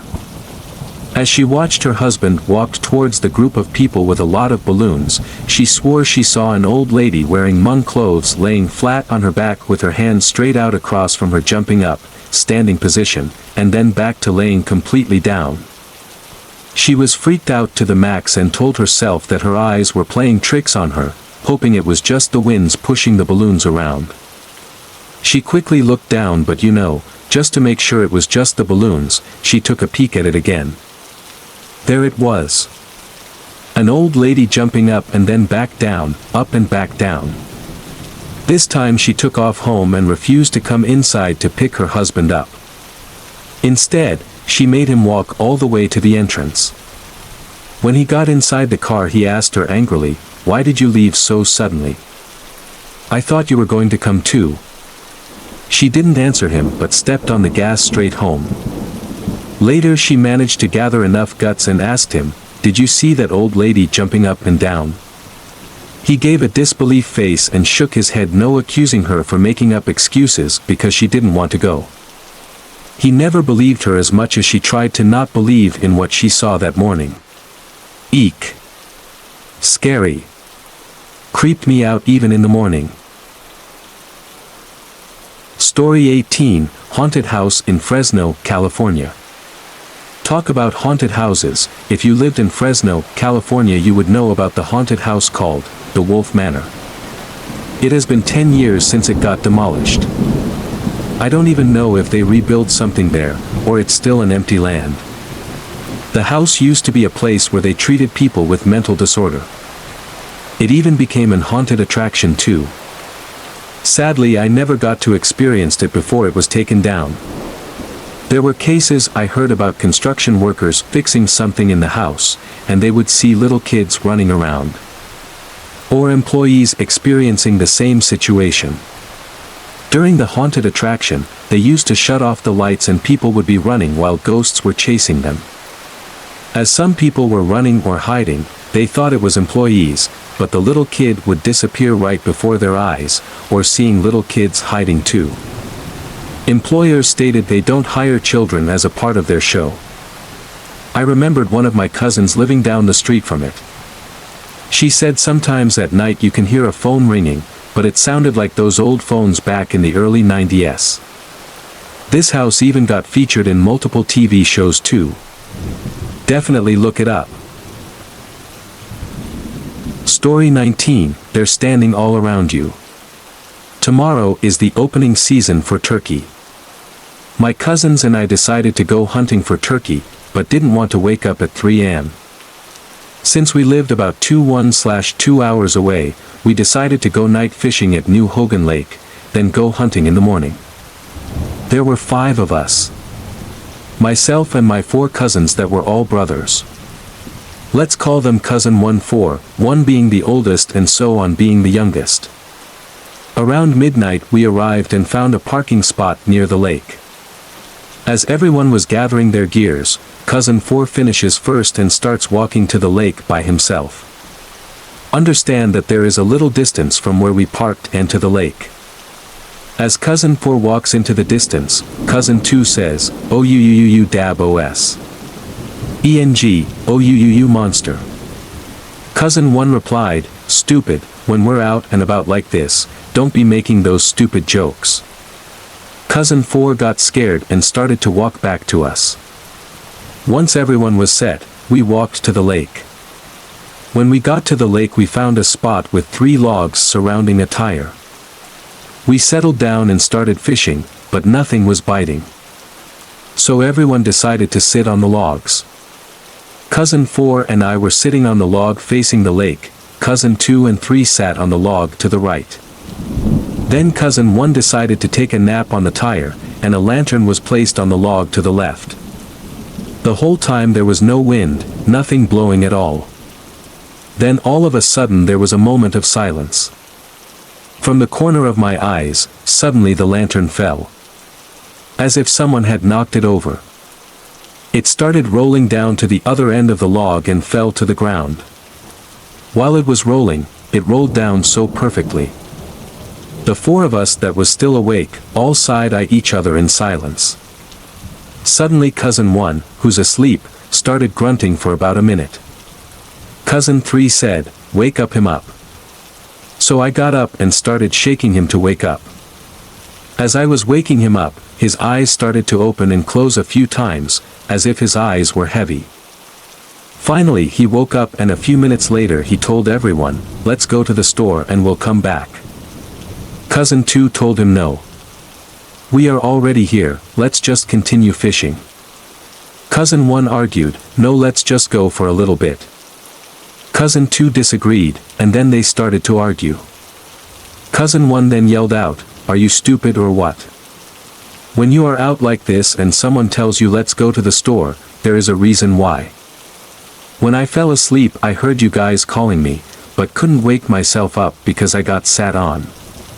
As I was trying to open my eyes, I saw so many of them standing around all you guys." After that everyone packed up in silence, then left home and decided not to go hunting in the morning. We did jingle bells for everyone after that, but it was surely an experience I would never forget.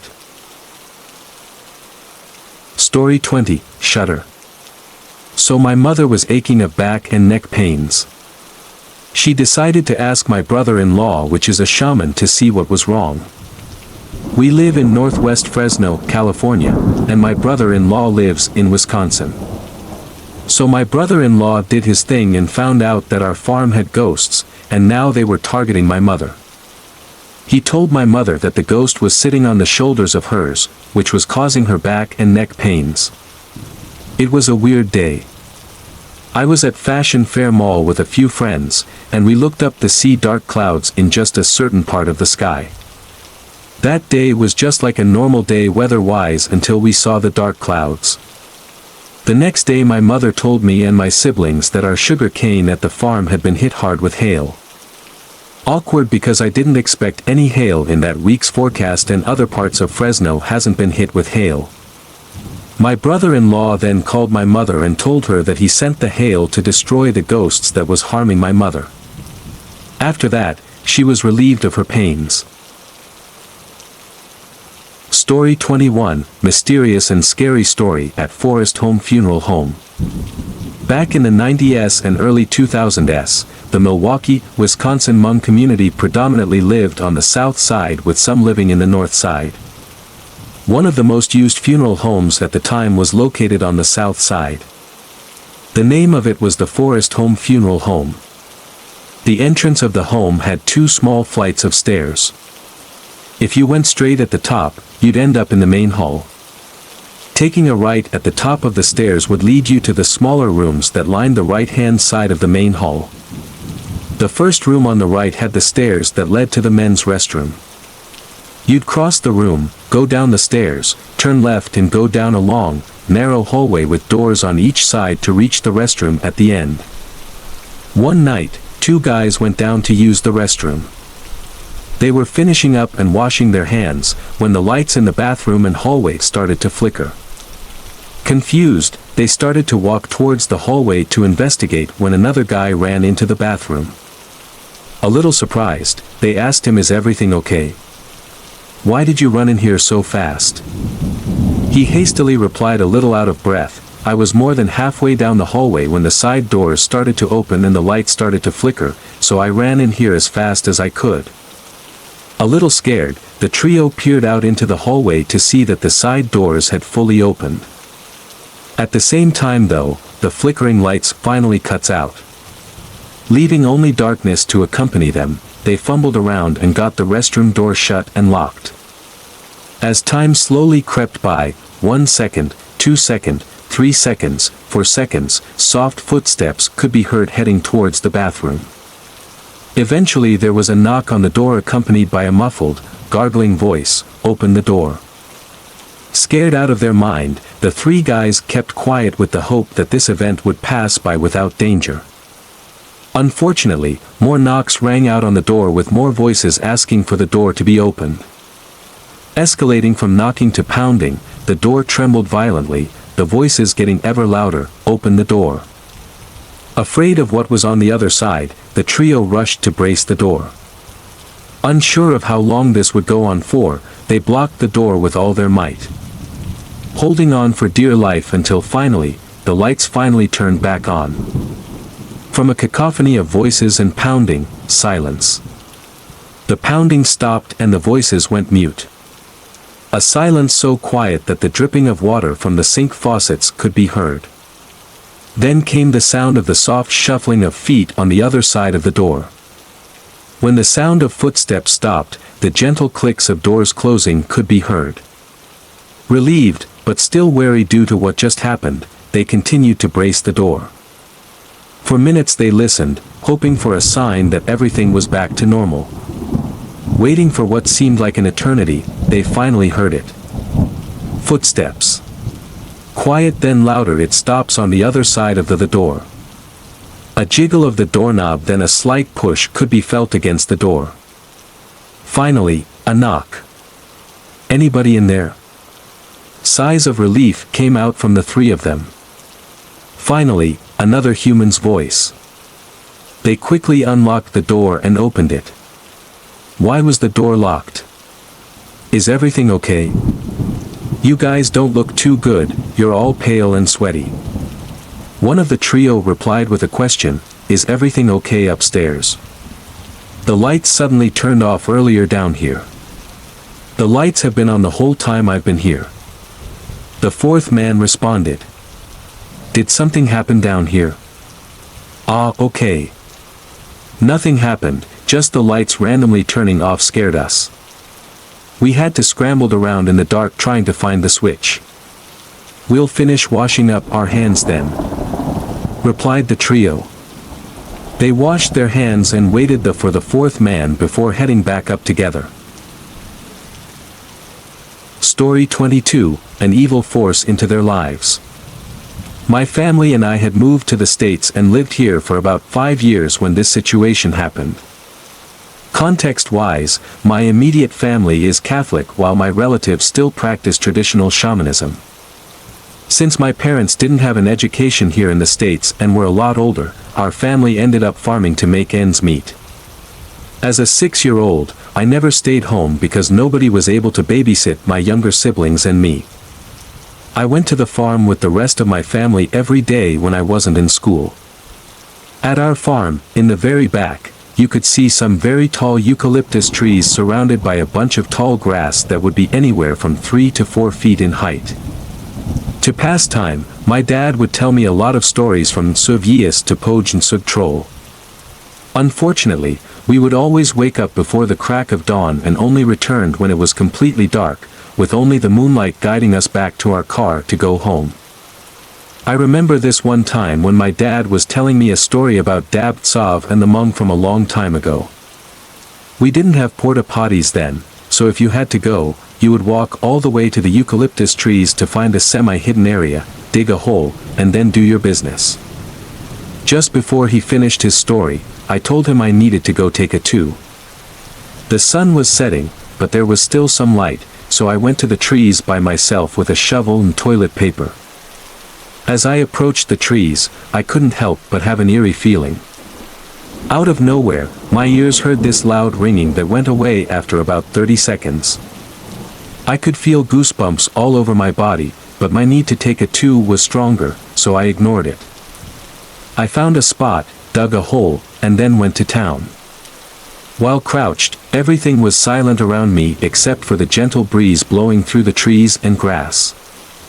I was thinking of the story my dad was telling me when I heard some rustling nearby. The goosebumps from earlier returned, and my ears had that loud ringing again.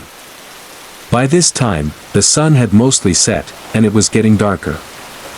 After the ringing in my ears stopped, it was absolutely quiet. I started to wipe my butt, and then I heard someone call my name.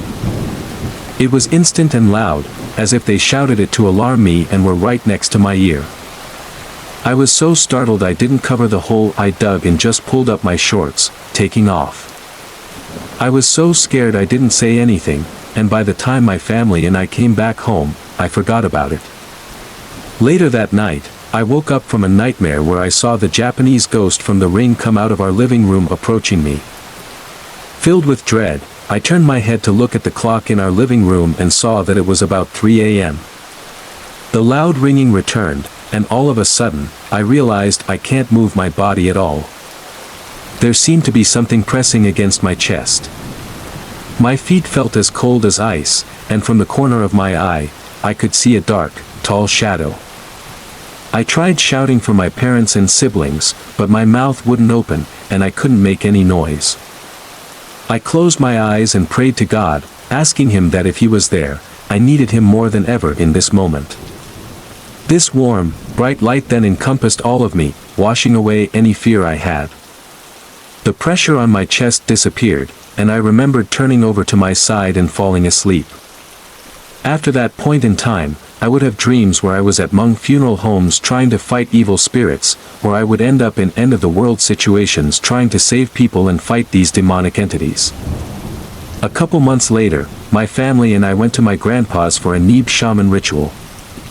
I didn't know who it was for and what it was for, but I remembered feeling really out of place. As the shaman started his journey, I saw him jump/hop on his wooden bench, as if he was riding something. Then all of a sudden, he fell to the ground and just stayed still. This was my first time witnessing something like this, so I got really scared. I could see some relatives trying to help the shaman, and my ears started ringing again. Then that was all I could remember. When I woke up later, I saw that it was already night time, and I was already home. My parents asked me if I was okay, and I said I felt fine. I asked them what happened because I only remembered seeing relatives trying to help the shaman. My parents told me I had just fell asleep because I was tired. I looked around and saw that there was a red string on my wrist. It wasn't until I was a lot older that my parents finally told me what happened that day. I learned that I had blacked out and fainted during the shaman's ritual. The Neeb shaman ritual ceremony was to get rid of an evil entity that was around me. As my parents' shaman, there were moments where I would behave strangely around the house since the night I had went to go poop alone at the farm. They would find me talking to myself and staring blankly at nothing, running my fingers on the top edge of knives, and sleepwalking at night staring at the walls. When they called my name, I would snap out of it and not realize or remember anything I was doing just before that. Thus, when the shaman went on his journey, he was able to see that the evil entity had latched on to me the night I was at the farm. The shaman saw that when I prayed to God that same night, the evil entity stayed away from me for a little bit. However, it kept coming back and would appear in my dreams, making me see the end of the world, so I would lose all hope, so it could eventually take hold of me. The entity was really strong, thus why the shaman had to hide himself by being frozen and staying still on the ground during the ceremony. My parents further shared that after I fainted, the shaman came out of his trance. I woke up and just stared at the shaman. The shaman then started asking the entity questions. What did it want? Why was it latching onto me? Apparently when the entity spoke, it sounded like the deep voices you hear in demonic horror movies and eventually screeched when the shaman tried negotiating with it. The shaman took a sip of some water and spit it in my face. After, he also took a sip of some breast milk and spit that in my face too. I fainted again. The shaman then did a ceremony to change my name to hide me from the entity. In the process, my parents shared he was injured and had several scratch marks on his back and arms. Since this situation, my dreams about the end of the world stopped, but what gets me is I find myself sometimes having the same dream spanned across several years where an entity is chasing me at the farm back to my house, for me to hide where it couldn't see me even though I was in plain sight. However, in my last similar dream, the entity ended up getting in front of my face while I was hiding and told me, "I've finally found you." This was at my old house in Atwater, California, and it makes me wonder if I may have lost a part of my spirit in that house with that final dream. Story 23, Spirit Appears. In a remote village nestled deep in the mist-shrouded mountains of Laos, there lived a young Hmong girl named Mai. From an early age, it was clear that she was not the cherished daughter her parents had hoped for. Her father, Chow, wanted a son to help with the laborious farming, and her mother, Yua, was too consumed by the harshness of their lives to offer the warmth and affection a child craves. Mai grew up in a small, thatched roof house at the edge of the village. The other children often teased her, sensing the lack of love she received at home. Her only solace was the dense forest that lay just beyond the rice paddies. It was her sanctuary, a place where she felt a strange, comforting presence that seemed to understand her loneliness. One evening, as the sun dipped below the horizon and the villagers lit their fires, Mai wandered deeper into the woods than she ever had before. The shadows lengthened, and the forest grew eerily quiet. She stumbled upon an ancient, weathered shrine, half hidden by creeping vines and moss. It was dedicated to the spirits of the forest, the Dab Neeg, revered and feared by the Hmong people. Mai felt an inexplicable pull towards the shrine. She knelt before it, tears streaming down her face, and poured out her heart. She spoke of her parents' neglect, her loneliness, and her longing to be loved. As her sobs echoed through the trees, she felt a sudden, icy chill. The temperature dropped, and a dense fog rolled in, enveloping her. Out of the mist, a figure appeared. It was a woman, dressed in traditional Hmong attire, her face obscured by a dark veil. She moved silently, gliding over the forest floor. Mai should have been terrified, but instead, she felt a strange sense of peace. "Why do you cry, little one?" the woman asked, her voice soft and ethereal. Mai poured out her heart once more, telling the spirit about her life, her parents, and her deep-seated sadness. The woman listened intently, her head slightly tilted as if absorbing every word. "I will help you, child," she said finally. "But you must do exactly as I say." Mai nodded, desperate for any reprieve from her misery. "Return home and place an offering on your doorstep every night for 7 nights, the spirit instructed. Make it a gift from your heart, something that holds meaning to you. In return, I will grant you the love you seek."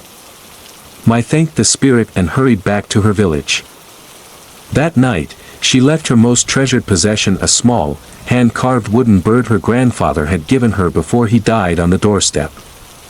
She continued to leave offerings each night, a woven bracelet, a favorite ribbon, a hand-drawn picture. On the 7th night, as Mai placed the final offering, a delicate flower she had found in the forest, on the doorstep, she heard a soft whisper in the wind.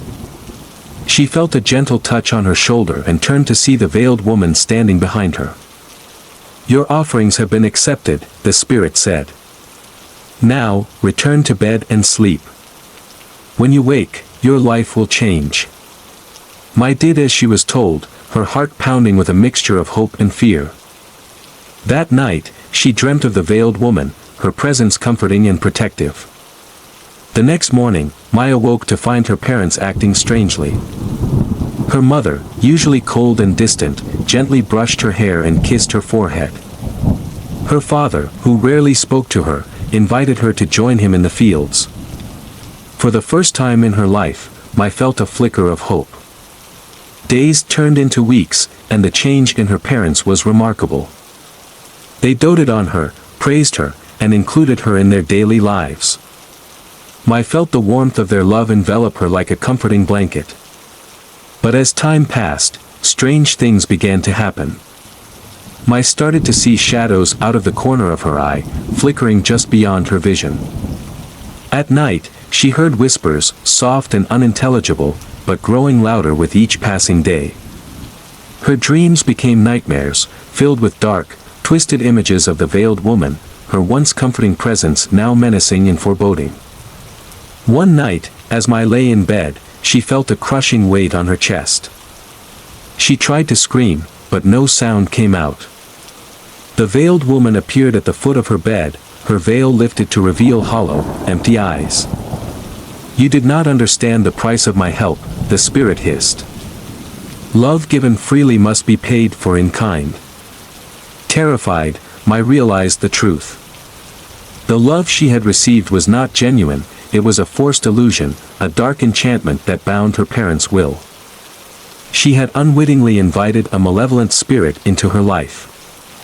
Desperate to break the curse, Maya ran to the forest shrine, but it was too late.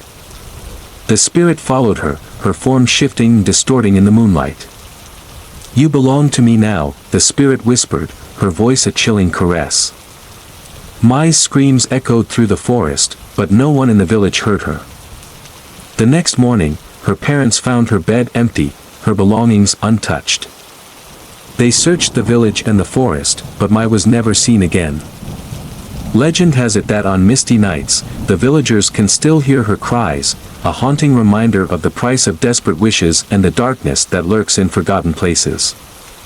The shrine remains, overgrown and abandoned, a testament to the power of the spirits and the tragic tale of the girl who was not loved.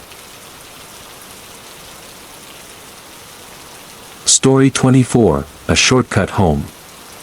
This happened in the early 1990 in a small town called Menominee, Wisconsin. There was this old railroad that went through Menominee, but the train doesn't come by anymore. It was dangerous for cars, and it was too old for trains to run on. The train track was right next to this library. As you go further down you can see a nice view of the lake called Lake Tainter. The town left the railroad there to rot, but it was such a nice abandoned railroad that has a shortcut to go to the other side of Menominee. I used to walk on that track all the time, but I only walked on it during the daytime. Sometimes with people in a group after dark, because it's less scary when you with a group. This one day after high school on a Friday, I walked with one of my good friends home to have our usual hang out after school. We walked on the track to her house. We just talked and gossiped about guys. I wasn't watching the time, it must have been 7 or 8 p.m., and it was getting dark. My friend insisted for me to sleep over, but I had to go kill chicken with my mom early in the morning, so I grabbed my backpack and quickly started walking. In my mind I was debating if I should take the shortcut by myself. What the heck, what can go wrong, right? I took the shortcut home. As I was walking, I was jamming to my Walkman to ignore anything scary, until I felt like something was watching me. Then after a couple of steps, I felt like something is following me. I walked faster now, panicking, and I'm running until my legs gave out. I started walking. I pulled out one of my headphones to listen if anything is really behind me, but all I heard was the little Mung doll that has a bell hanging onto my side backpack pocket. I thought to myself that maybe the ringing was attracting something. So I pretend to drop the doll behind, maybe that will stop something that was following me. I finally made it where the lights touched the street. I then made my way back home, feeling scared. When I got home I went straight to bed. I had a dream that I was walking on the train track and I was being chased. I did not know what was chasing me, but I knew that I was being chased by something. Then I suddenly fell into a ditch where hands popped out of the dirt, trying to hold me down. The hands was putting mud and dirt into my mouth so I couldn't call out for help. Now I had sleep paralysis. I tried screaming for help, and my mom opened my door saying that she heard me crying softly. I told her that it was just a silly dream. So I got up and went with my mom to kill chicken in the cities. The whole entire time I was throwing up, but I didn't eat anything last night. My vomit looked like dirt and mud. It was all brown and it smelled like wet mud. My mom told me to sleep in the car and get some rest, and so I did.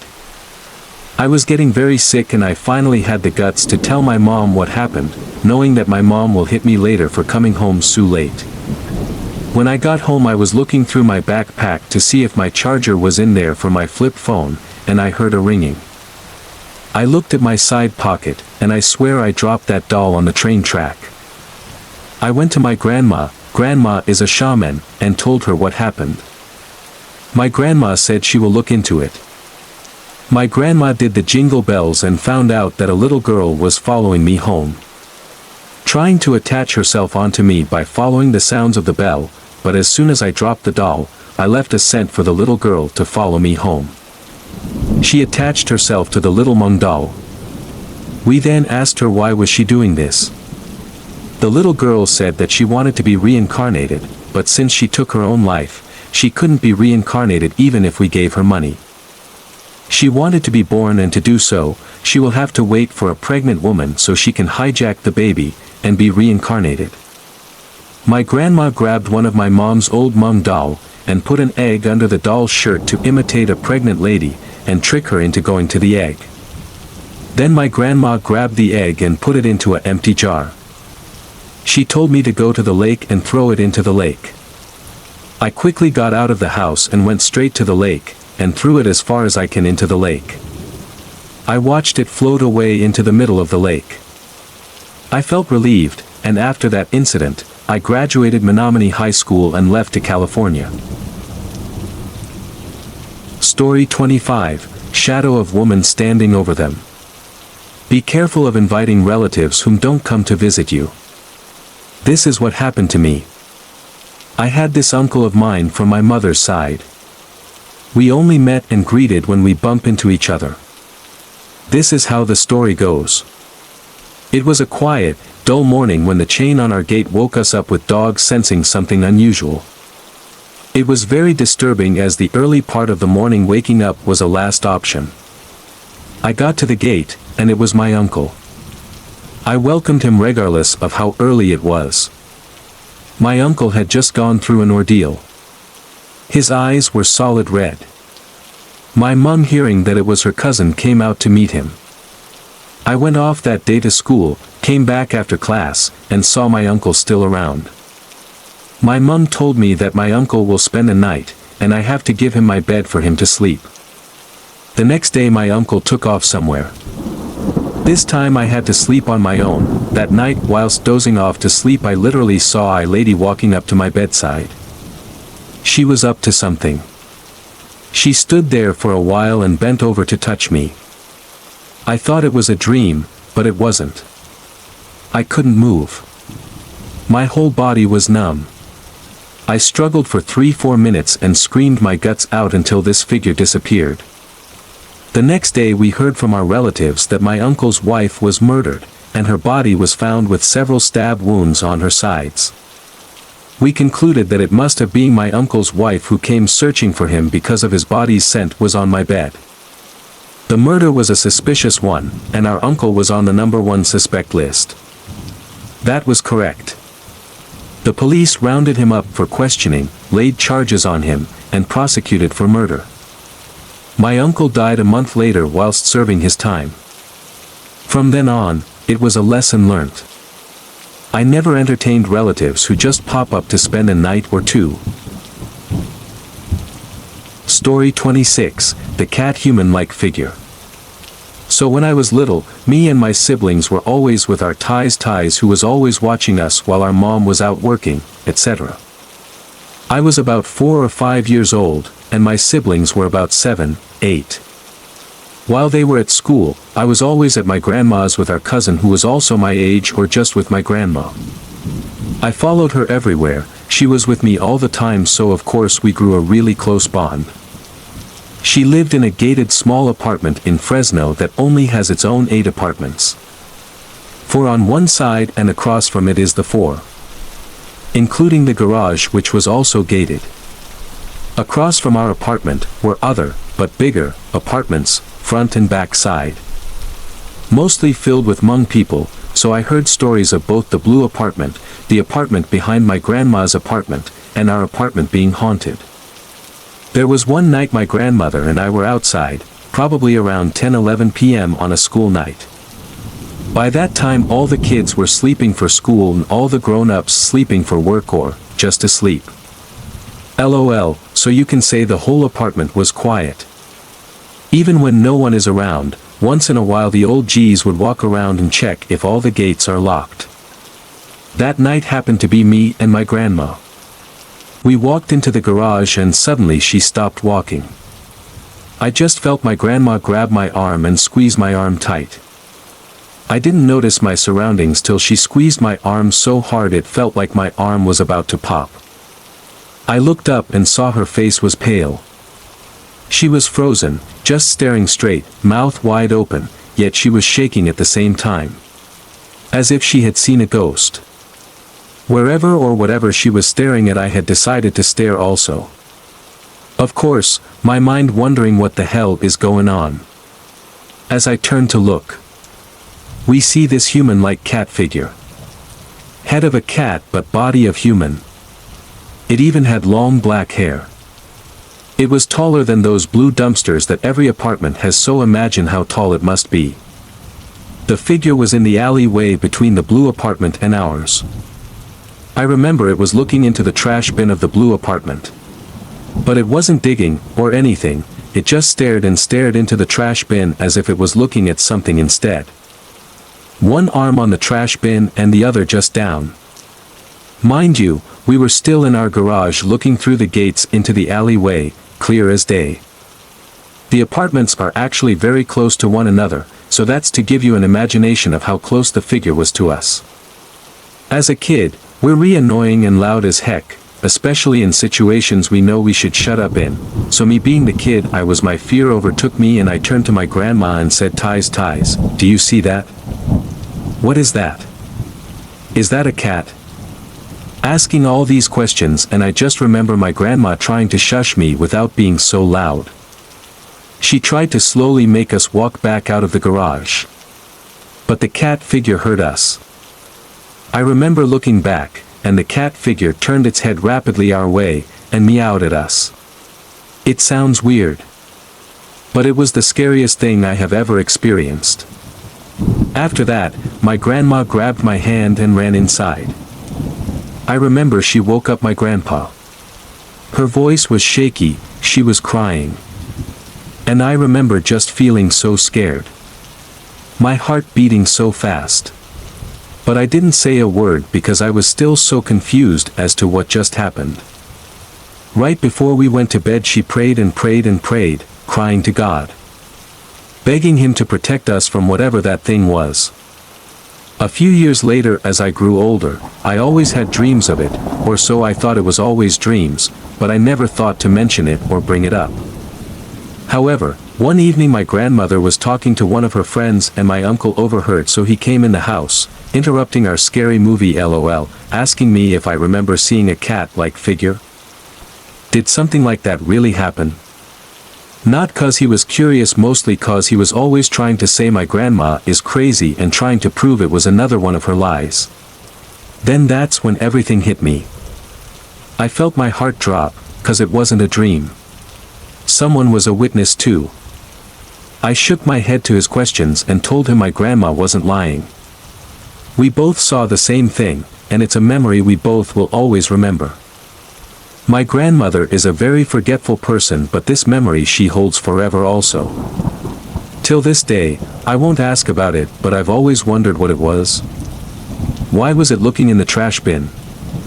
What did it want?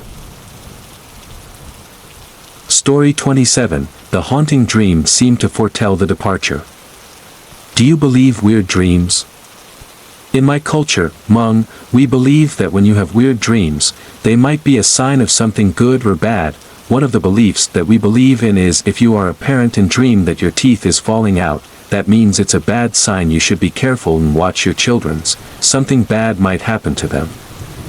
Before my father-in-law passed away many years ago, 2 nights before he went to the hospital, I had a dream that I was somewhere. I don't know where I was, but I was standing in the middle of a road. I can see very far away in front of me there were 2 ladies dressed in white dresses and were standing on each side of something that looks like a hospital bed. They were coming closer and closer to me. As they got closer I could see that there was a person on the bed, but I didn't know who it was. They got closer and closer. Then they were right in front of me. I couldn't see the ladies' faces for some reason, but I could see the person on the bed's face. It was a man, a very young man, maybe around my husband's age. Seems like I've seen that man before or I know him from somewhere. I just can't tell exactly who he was. One of the ladies said, "We'll only bring him for you to see one last time." Then they push him away and they went further and further away and they were gone. I woke up. On that night, maybe around 10 p.m. or so, my mother-in-law came knocking on me and my husband's bedroom door. My husband worked 2 shifts, so he was not home yet. She knocked really loud and was shouting, "Call 911, your father is having really bad stomach ache and he can't breathe." I walked as fast as I can since I was 7 months pregnant at that time to open the door, and then I went to their bedroom. My father-in-law was sitting on the edge of the bed. He looked fine to me and he was breathing okay. I walked over to him and asked him if he was alright. He said yes. He said he was having little pain in his stomach and he doesn't know what it is and he's having hard time breathing.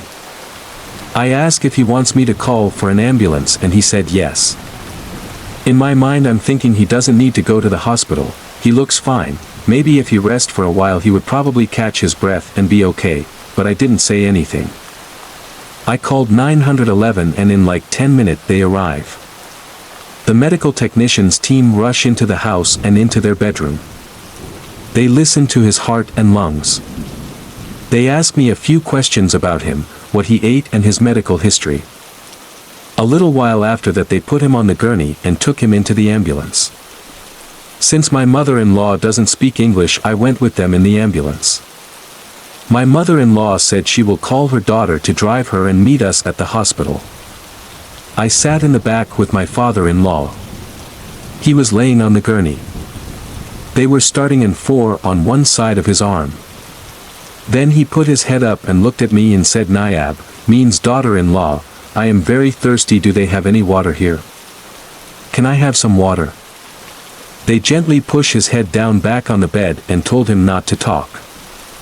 I said to the technicians, "Can my father have some water? He is very thirsty." They said no, not at the moment. So in Hmong I explained to my father-in-law that they won't allow him any water yet. Soon we finally got to the hospital. They took him out of the ambulance and into a small room. They transfer him onto a different bed, and then a doctor walked in and checks his heart and lungs again and asks me more questions about him. Then he left and we were alone. My father-in-law got up and sat on one side of the bed and said, "Can they give me some water now? I'm very thirsty and my throat is dried up." I said, "Yes, Dad, I will ask them as soon as they come back." Just then my mother-in-law and her daughter walked in. They asked me what they are going to do to my father-in-law. I told them nothing yet, all they did was just listen to his heart and ask me questions. Then my husband finally came. My father-in-law sat on one side of the bed and was talking to us, like nothing was wrong with him. Then he started complaining how thirsty he is and he wanted to go home. Maybe like almost an hour later the nurse came back to check on him. He quickly lay back down on the bed.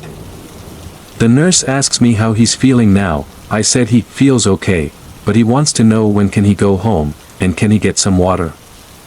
She said no, he can't have any water at the moment, but they can give him some ice cube to suck on, but she never answered my question about when he can go home. In Hmong I explained to my father-in-law what she said. But he doesn't want any ice cube, he wanted water. The nurse said if he don't want ice cube then he can't have water. My father-in-law was mad. Not longer after that she came back and said they need to take him to a room to do some testing, and again he asks for water and again she said he can't. They pushed him out and into elevator. I, my husband, mother-in-law and sister-in-law sat in the room and wait. We waited and waited for almost 3 hours and they never brought him back. Then a nurse came and said they have him in the ICU room now. I was confused but in Hmong I explained it to my mother-in-law and she said why did they put him in there for? He was fine. I asked the nurse why is he in the ICU room? He was fine and talking to us just a few hours ago, and she said his kidneys are not working properly. She said we can go and see him now, but we can't stay in there long, we have to stay in the waiting room. So we all went up to his room. There lay my poor old father-in-law on life support. He was not moving. We walked in and stood around him. My mother-in-law called for him. She calls and calls him. In Hmong she said if you can hear me then squeeze my hand and he didn't. My mother-in-law keeps telling him to squeeze her hand if he can hear her, but he never once did. My mother-in-law starts crying, we all begin to cry. I begin to wonder why all of a sudden he's like this now. He was fine earlier. The nurse came in and said only 2 person can stay with him and we have 4, so my sister-in-law went home to get her kids ready for school since it was almost 6 am and my husband left to the waiting room leaving just me and my mother-in-law. All we did was just sat there and looked at him. Once in a while I would go stay in the waiting room and let my husband come and stay with my mother-in-law. We stay there all day, soon my husband left to go to work. We stay there for 2 nights and 3 days. On the 3rd day the nurse came and said my father-in-law is not going to wake up anymore so we have to get our families together and take him off life support. It was a confusing sad moment. I called everyone to come to the hospital for a family meeting. Soon after that everyone arrived. We all talked and decided to take him off life support. There were about 10 of us, we all went to my father-in-law's room. We helped each other put Hmong clothes on him.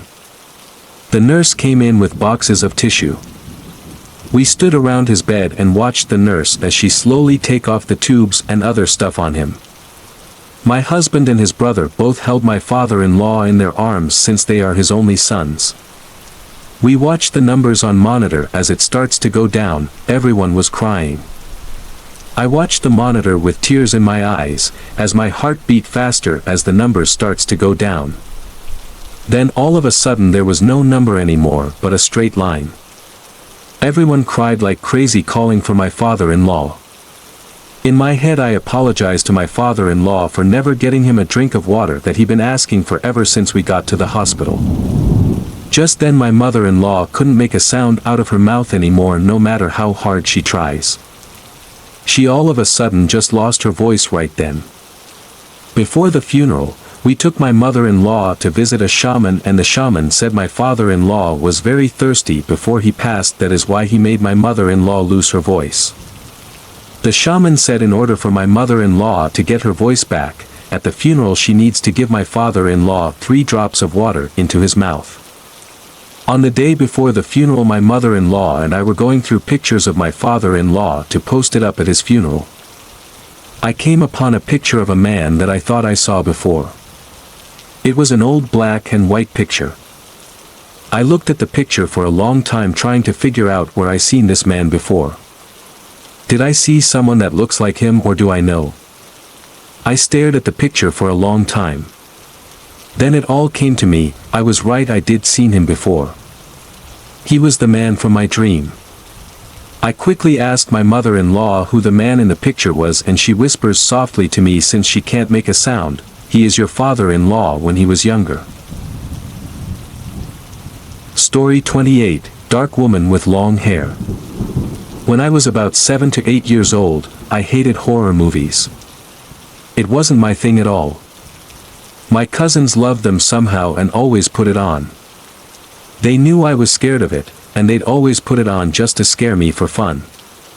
One day, one of my cousins put on a Hmong horror movie. I forgot what movie it was, but it was those very old horror movies, for example, Zeb Thiab Sua. It was only the beginning of it when I was already shaking. Yes, that's how scared I was of watching scary films etc. back then. My grandma then yelled at him to stop the movie since I think she noticed that I was crying and shaking. My cousin stopped the movie and took out the disc. I was doing fine that day until night time. My parents and my little sister slept in the bedroom while my two brothers and I slept in the living room. We were all sleeping together on the floor. I was sleeping in the middle between them when one of my brothers who was sleeping by the end who told me to switch spots with him. I did. We were sleeping peacefully until I randomly woke up. I opened my eyes and saw this woman-like shadow figure staring down at me. I was shocked to see her, but somehow, I didn't have the feeling of being frightened yet. I didn't know what it was. Instead, I remained calm and tried to figure out who it was by looking at it. The woman had long, wavy hair and was tall. I didn't see her face since it was too dark to be seen. I, then, asked her if she was my sister. "My C, is that you?" It didn't respond, so I said it again. "My C, is that you?" Stop playing with me, but this time I tried to grab her hand to see if it was just my C trying to play around with me. I reached for the figure's hand or arm where it was located at and felt nothing. My heart was racing. I was trying to grab her hand, but it felt like air. It felt like nothing was there at all. That's when I started panicking, thinking to myself, what if this figure was a ghost? My heart started racing, and I cried, but no matter how much I cried, no matter how much loud I cried, none of my brothers next to me heard it. It was like something made them not able to hear me. I tried to scream as loud as I could, but nothing worked. After a few screams, my mom suddenly woke up and turned on the lights. I remembered exactly when the spirit heard my mom's footsteps to turn on the light. It disappeared right away. My mom then came to me and asked what happened. I didn't answer. I was full in tears. Too traumatized. I then went to sleep with my parents and my sister. The next morning, I told my parents and my grandparents about the women-like figure that I saw last night. They did a shaman ritual the next day. I felt all better after and hoping that there won't be a next time. Jumping to this day, I love horror movies. I watch them with families or even alone sometimes. I also love listening to scary stories by many different people in YouTube. That was it for my story. Hope you guys enjoy reading it because that was a tough journey for me to go through as a kid. Story 29, Camping Trip with School and Girl in Black Dress. Our school conducted a camping trip, and so I joined it for the sake of my grades. The camping started 8:00 am at the school's covered court, and I arrived early. No one was there, just me and the school guard. I'm bored, so I just read books, HMMPP. Gadgets were not allowed. And I suddenly heard footsteps behind me, so I turned back, and nothing was there. I turned to the front and was frightened of what I saw, a girl on a black dress sitting like a frog on the floor, and her body was filled with black blood. I was scared of it, so I ran away into the guardhouse. I told the guard about it. He left me alone in the guardhouse and checked it out. He came back but said he saw nothing. I'm very sure of what I saw. After a couple of minutes, my camp mates and our camp leader, which was my advisor, arrived. I told them what happened, but they just laughed at me. At night we're preparing our tent beside on our school's field. I felt uneasy. I felt like someone was watching us, and my camp mates feel it too. Suddenly our camp leader's dog barked. It barked towards the old mango tree for a mysterious reason. Everybody felt creeped, so we quickly got inside our tents. My tent is wide, so I slept with my best friend. Our camp leader lit the torches on because some of us were afraid of dark, and suddenly I heard again footsteps, but this time it cried too. Everybody heard it. A very strong wind blew off the torches, and the dog barks again. The mysterious lost spirit continued crying while walking around our tents. All of us were scared that time, and some of us were crying because we were scared. And some of our things got lost, and the cry of the spirit changed into laughter. The whole field was filled with a loud laugh. We're now so scared and panicked, so our camp leader decided to move on the covered court, and we quickly packed our things and ran fast to the covered court. When we were there, we prayed until it stopped, and by the next morning, my best friend and I found the lost things below on the old mango tree. We quickly got the lost things and gave it to the owners. We quickly went home. We didn't tell about it to others, even on our parents. We just forget it like a bad nightmare, except this time, except to you. My theory is that the girl that I saw was the spirit who disturbed us. It disturbed us because we disturbed her too. I think that the spirit lives in the old mango tree, and that's why the dog barks toward the tree. The dog could see or smell the spirit. Dogs and cats or other animals are believed to see things we can't see. Story 30, Visitor. Please allow me to share a brief, just a brief, childhood story of what happened to my sister. It was on March 1999, when I was living with my parents and other siblings. It was on that fateful day my sister was in the house alone. My other two siblings went to school. There were 4 siblings, 2 girls and 2 boys. On that day, my mom and dad traveled out and later in the evening picked us up from school. My sister was alone in the house, and she was in the kitchen. Mind you, the main entrance of the house and other doors were locked. She was in the kitchen cooking. My mom immediately appeared out of nowhere in the kitchen with her, and she was scared a little bit. She asked, "Mom, I thought you traveled out with Dad." Mom replied, "Yes, but we didn't make it due to the meeting that had been shifted for tomorrow." Sister asked, "But where is Dad? Didn't he return with you?" Mom replied, "Yes, he returned, but he went out with his friends. Later this evening he'll come back home." "Are you scared of seeing me?" Mom asked my sister. "No. Although, a little bit scared, it's just that I saw you suddenly, not expectedly." This happened 4 hours after we, my other siblings, Mom, Dad and I, left the house. My sister did not think much of it. Mind you again that all the doors were locked inside by her. Mom was with her in the house chatting and having fun together. Later in the evening, Mom excused herself to use the bathroom. Within 5 minutes, my sister heard a knock at the door, so she went to open the door. Upon opening the door, she saw us, other siblings, Mom, Dad, and me.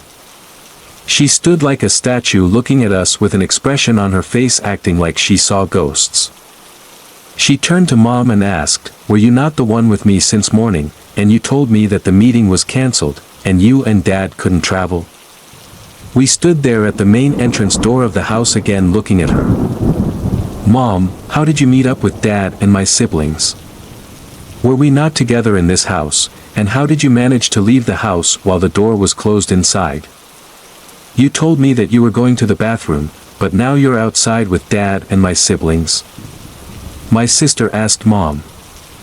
These words from my sister sent shivers upon shivers in us and scared the heck out of us, my siblings, Dad, Mom, and me. "What did you eat and drink today? I'm sure you have not taken those drinks in the cupboard and smoked some week?" My dad asked. "Maybe she woke up from bad dreams," I explained to them. We entered the house thinking she had gotten drunk. You guys can't understand what I'm saying. She got angry at us for not believing her. She looked at Mom and asked, "Mom, tell me you were not together in the house today. Didn't we tell you we were traveling?" Why are you asking me stupid questions? In fact, I was with you, Dad, at the meeting throughout today, and after the meeting, we headed to your siblings' school, picked them up and came home together.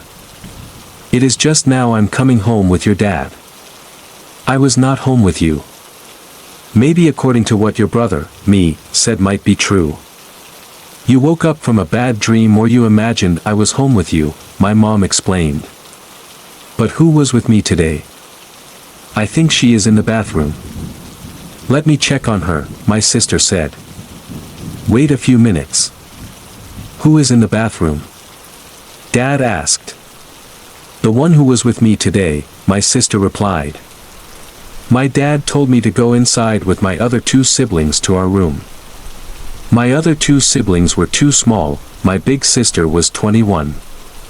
I was 10, and my other siblings were 6 years old. He went with my sister and mom to the bathroom. Upon reaching there, nobody was in the bathroom. Are you cracking jokes with me and your mom? We came back from a long journey, and you don't want us to rest? My dad asked in rage with an angry face. But Dad, we ate together. The plates are in the kitchen, my sister tried to explain, but with caution.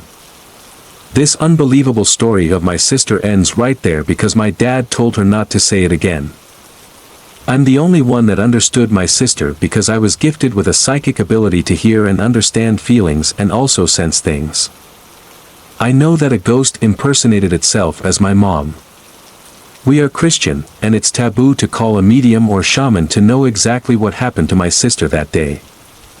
Nobody believed her encounter that day except me that has an ability in me that believes everything she says. I went to the astral world to know exactly what happened to my sister. Later I found out that the one that visited my sister was the former wife of my dad that impersonated herself as my mom. She wanted a chance to stick herself inside our life. Story 31, Funeral Home Story. Based on a true story that took place in a funeral home on Chestnut and Olive, in Fresno. It was a shaman funeral I went to.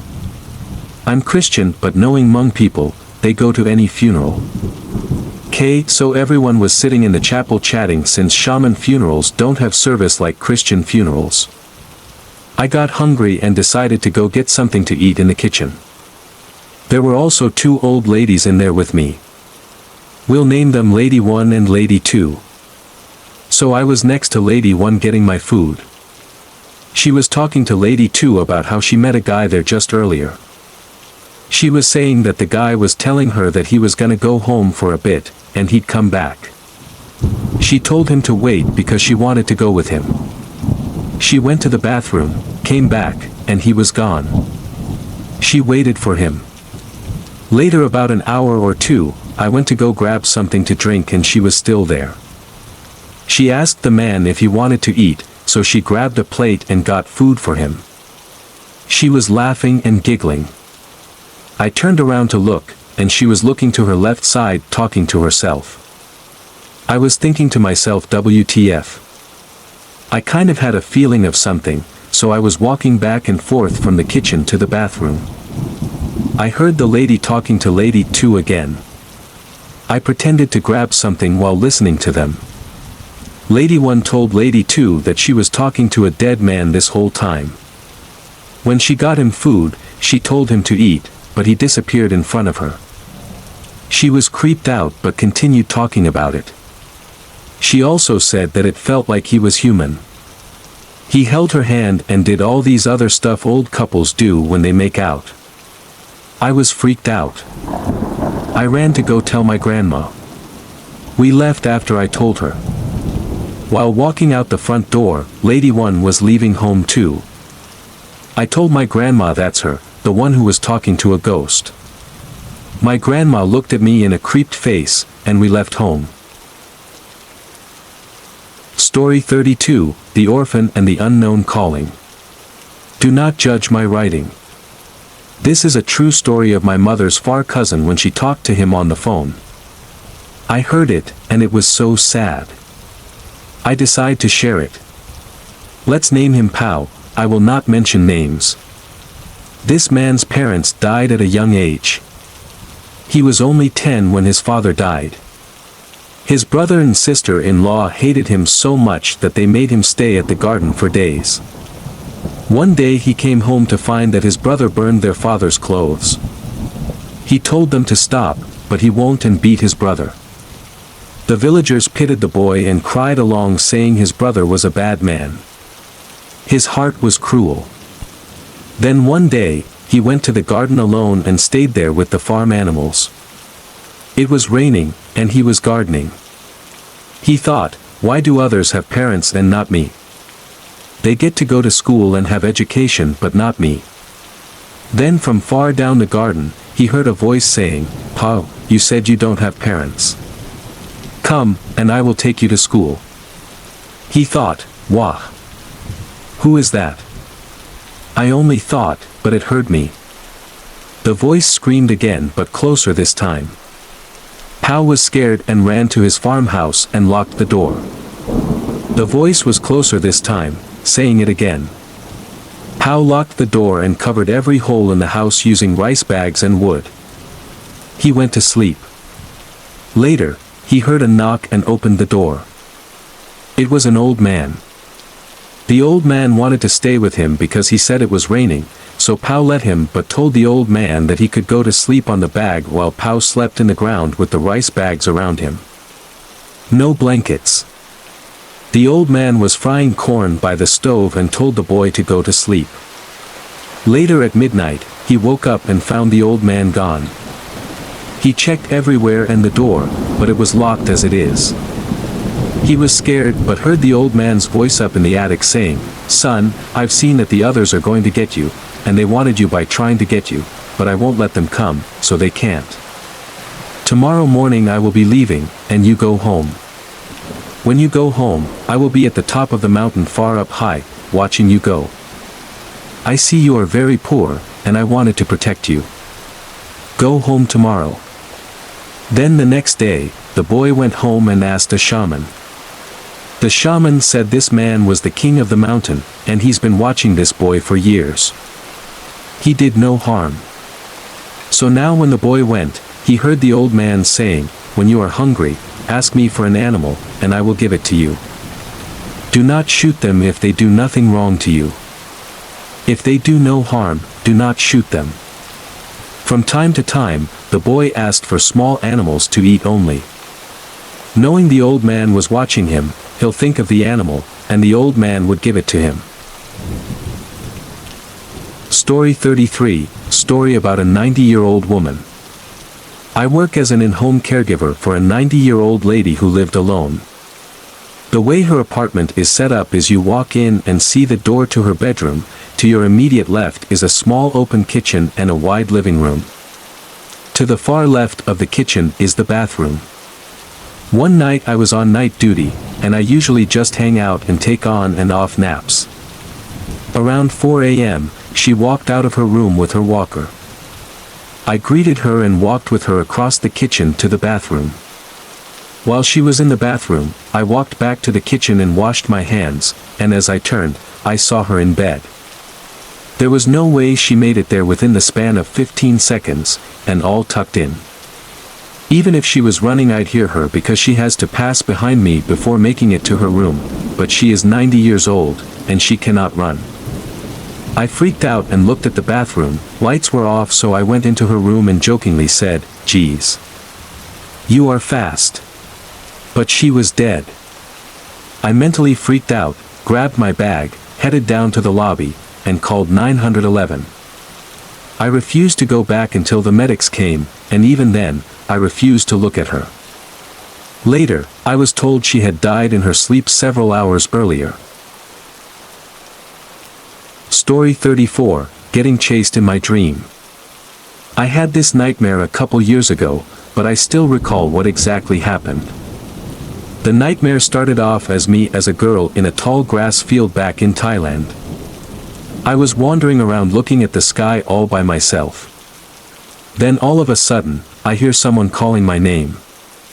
I turned to see who it was, and then I was met with a poj dab ghost/monster in monk clothes. I got scared and started to run in the tall grass field. She chased after me but was flying, not running. I eventually tripped over a branch on the ground somewhere in my path. She also fell and grabbed my right leg. She then tried pulling me back the way we came from, but I fought her with all of my might. I kept kicking her to let me go. She wasn't letting go until I kicked her in the face, and she finally let go. I got up and started running again. She continued chasing me, but then I came upon this bridge. I was debating if I wanted to cross it or not. I thought about all of these Hmong ghost stories I read on this page and decided to wake myself out of the nightmare. It was really scary for me since I've never had anything like that happen to me. Thank you for reading my story. Story 34, Merced, California, The Summer Roommate.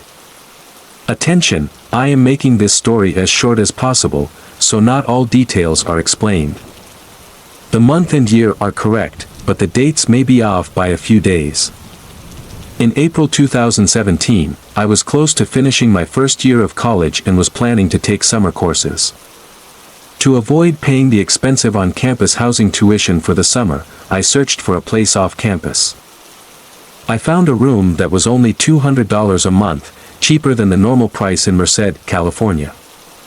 Being a broke college student, all I cared was a cheap place to stay. When I checked out the place, there was a couple who was living there, and they told me they just moved in. I will call the couple Salvador and Maria since they are Hispanics. They told me that they were UC Merced alumnus, and one current UCM senior will be sharing the room with me too. The apartment had 2 big bedrooms, and it was fully furnished. It was located in a quiet neighborhood, clean, and gave me a cozy feeling.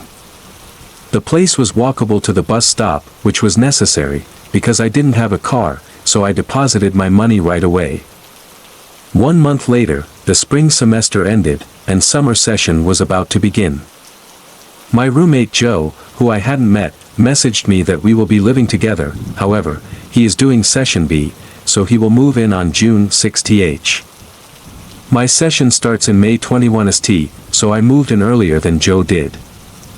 Right when I moved in, I paid for my rent to Salvador and Maria. Note, just so everyone is on the same page in terms of the people, the apartment was occupied by Salvador, Maria, Joe, and I. After moving in, I was exhausted and went to sleep early. I turned on my fan, over 100 degrees in Merced, and closed my door. However, I did not lock it. The next morning, I woke up around 5 a.m. because I felt very hot. I noticed that it was hot because the fan was turned off. I found it weird because I was certain it was turned on before I went to sleep. I did not want to scare myself. I told myself that Salvador and Maria probably entered my room while I was asleep and turned it off to avoid a high electricity bill. As I was awake and lying in bed, the heat was irritating me. I told myself F it. I don't mind paying more. I locked the door, turned the fan on and went back to bed. I closed my eyes for about 5 minutes and was still awake. Suddenly, the fan automatically turned off. It sounded like someone pressed the off button. That was weird. Maybe my fan had been used for a year so it's not working properly, I thought to myself and tried to not think of anything scary. I forced myself to sleep in the blistering heat. While I was sleeping, I had a dream that ghosts were fighting me, and I couldn't fight back because I was too weak to hold my sword. I woke up around 10 a.m. with severe headaches. As a rising traditional shaman, I was worried because the dream happened when the sun had already risen. Do you know what the elders always say about dreams in the daylight? It's usually true. I was not scared throughout the day because I was occupied with things to do. As I unpacked and did my readings to prepare for class, I realized the day had already passed. It was 9 p.m., and I was hungry. I had rice, but I did not have any meat to go with it. It was too late to prepare for a dish, so I quickly boiled some meatballs. After the meatballs were ready, I smashed some mung peppers because eating just the meatballs would be too bland. By the way, the peppers are considered extremely spicy to many Hmong people who've tried it. After I finished making the peppers, the smell was very strong, and I could smell it throughout the kitchen. I rapidly ate my food in the living room because it was getting late. The living room was close to Salvador and Maria's room, so the smell was diffused throughout that area. When I was washing my dishes and facing the sink, I heard a noise of someone harshly running to the front door. In the apartment, when you enter the front door, there's a storage room right across, so you'd have to make a right to go to the living room and bedrooms. It sounded like somebody was running for their life. While the water was still running, I turned around and saw Salvador with his body facing the other side. I asked him if he was okay, and he quietly turned around to me with a serious face as he was catching his breath. His face was pale, and his lips were the color of light purple. He looked so different, and my heart felt like it dropped. I was scared. Maria ran and asked Salvador if he was okay as he rushed to the storage room to put his head in there. I felt relieved seeing Maria there, but I didn't know how I felt about seeing Salvador's strange look. I cleaned my dishes as quickly as I could. When I was turning over to the other side of the sink to put my dishes in the cabinet, I saw a glance of Salvador using his fingers to write something on the front door. It was strange and suspicious. Was it the peppers that caused Salvador to suffer? What was in that storage room? Why was he writing on a door with his fingers? Why did his lips turn into a color I've never seen in my life? These questions came in mind when I was putting my dishes away. Reader, do you know what they say about peppers? Ghosts are scared of peppers. I didn't want to tell my parents that I was experiencing weird things because I just moved in. Of course, they would scold me by saying I wasted my deposit and rent money if I moved out. Despite all the strange things that happened, I told myself to be strong because I did not want to be scolded by my parents. I went to sleep and woke up around 10 a.m. on the next day with a similar dream. My headaches were getting worse. It felt like someone was stabbing my brains. I'd never experienced this before. I went to pee and spit in the toilet as I cursed at the ghosts in my dreams. I verbally called my spiritual guides to cut any monsters into 3 pieces if they didn't stop bothering me. I am a rising shaman, and these words were said without using any incenses, but I did whatever I felt would help me. After peeing, I walked out and noticed the dream catchers that were all over the apartment. These dream catchers have always been here, but I did not notice them. It was weird. There were nearly 20 of them in the living room. I'd understand if it was 4 or 5, but 20. Are you serious? I felt like I was blindfolded that I did not notice how many there were. I also saw that everything was a representation of an owl. Everything. The couches had pictures of owls, the furniture and decorations were all owls, the soap holders and tables had pictures of owls. The dishes had pictures of owls, literally anything in the apartment. I was surprised that I did not see any of it within the past 2 days I moved in. It was a strange feeling because I knew the decorations were there, but I still didn't know it was there simultaneously. It's so strange, right? Again, I felt blindfolded. Do you know what owls represent? It is often perceived as a death symbol. I swiftly went to my room and called my mom to see if they noticed anything when they were helping me move in. She asked me why, and I told her everything I encountered. She told me that she noticed Salvador's face was a bit strange compared to a normal human. I sought for clarifications, and she explained that Salvador wasn't ugly, but he just gave her a vibe that intimidated her. My mom told me to not worry and said I was probably overthinking. I knew she was worried but didn't want to freak me out because she asked me to cut my joss papers, aka spirit paper or money paper. As a rising shaman, I always carried joss papers because I would jump non-stop if I hadn't gone home and practiced for a while. I colored the papers in the 3 colors that a well-known shaman once advised me. I didn't want to put it outside of the front door or the door to my room because I was scared Salvador and Maria would ask. Instead, I taped it on the inside of the door to my room. This means that I could see the papers when I'm on the bed because it's facing me. At night, I slept peacefully and did not have any bad dreams or headaches. Things changed when Joe moved in though. My summer courses started, and my days were mainly studying and watching movies to pass time. With the Joss papers, I stopped having bad dreams and slept peacefully for 2 weeks. When the days passed by, my roommate, Joe, moved in. He was a nice guy, and we got along well. Joe did not have class on Thursday and would leave in the middle of the morning on Thursday to his hometown. At first, I didn't find it weird, but after 4 times, I thought it was abnormal. I asked myself, why so early in the middle of the night? Every time Joe left, the bad dreams and headaches came back. Regardless of what happened, I told myself I would live through the summer. I did not want to disappoint my parents. It was a wrong choice. One weekend when Joe was gone, I was doing my dishes around 7 p.m. Salvador was in the living room. I had a small conversation with him as I was doing the dishes, but we ran out of things to talk about. A minute later, when I was putting the dishes away, I turned around and saw a cat at where he was sitting. A black cat. Its head was facing to the curtain.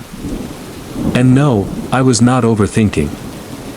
I turned around again and saw Salvador facing in the same direction as the cat. Do you know what the Hmong people say about cats? They're either kings/queens or witches. I got very scared. The place was definitely not safe to live in. My heart was throbbing as I quietly walked to my room to avoid Salvador noticing. It was the scariest moment in my life. Sweat was falling all over my body. I was shivering. I knew I needed to go stay somewhere for the night.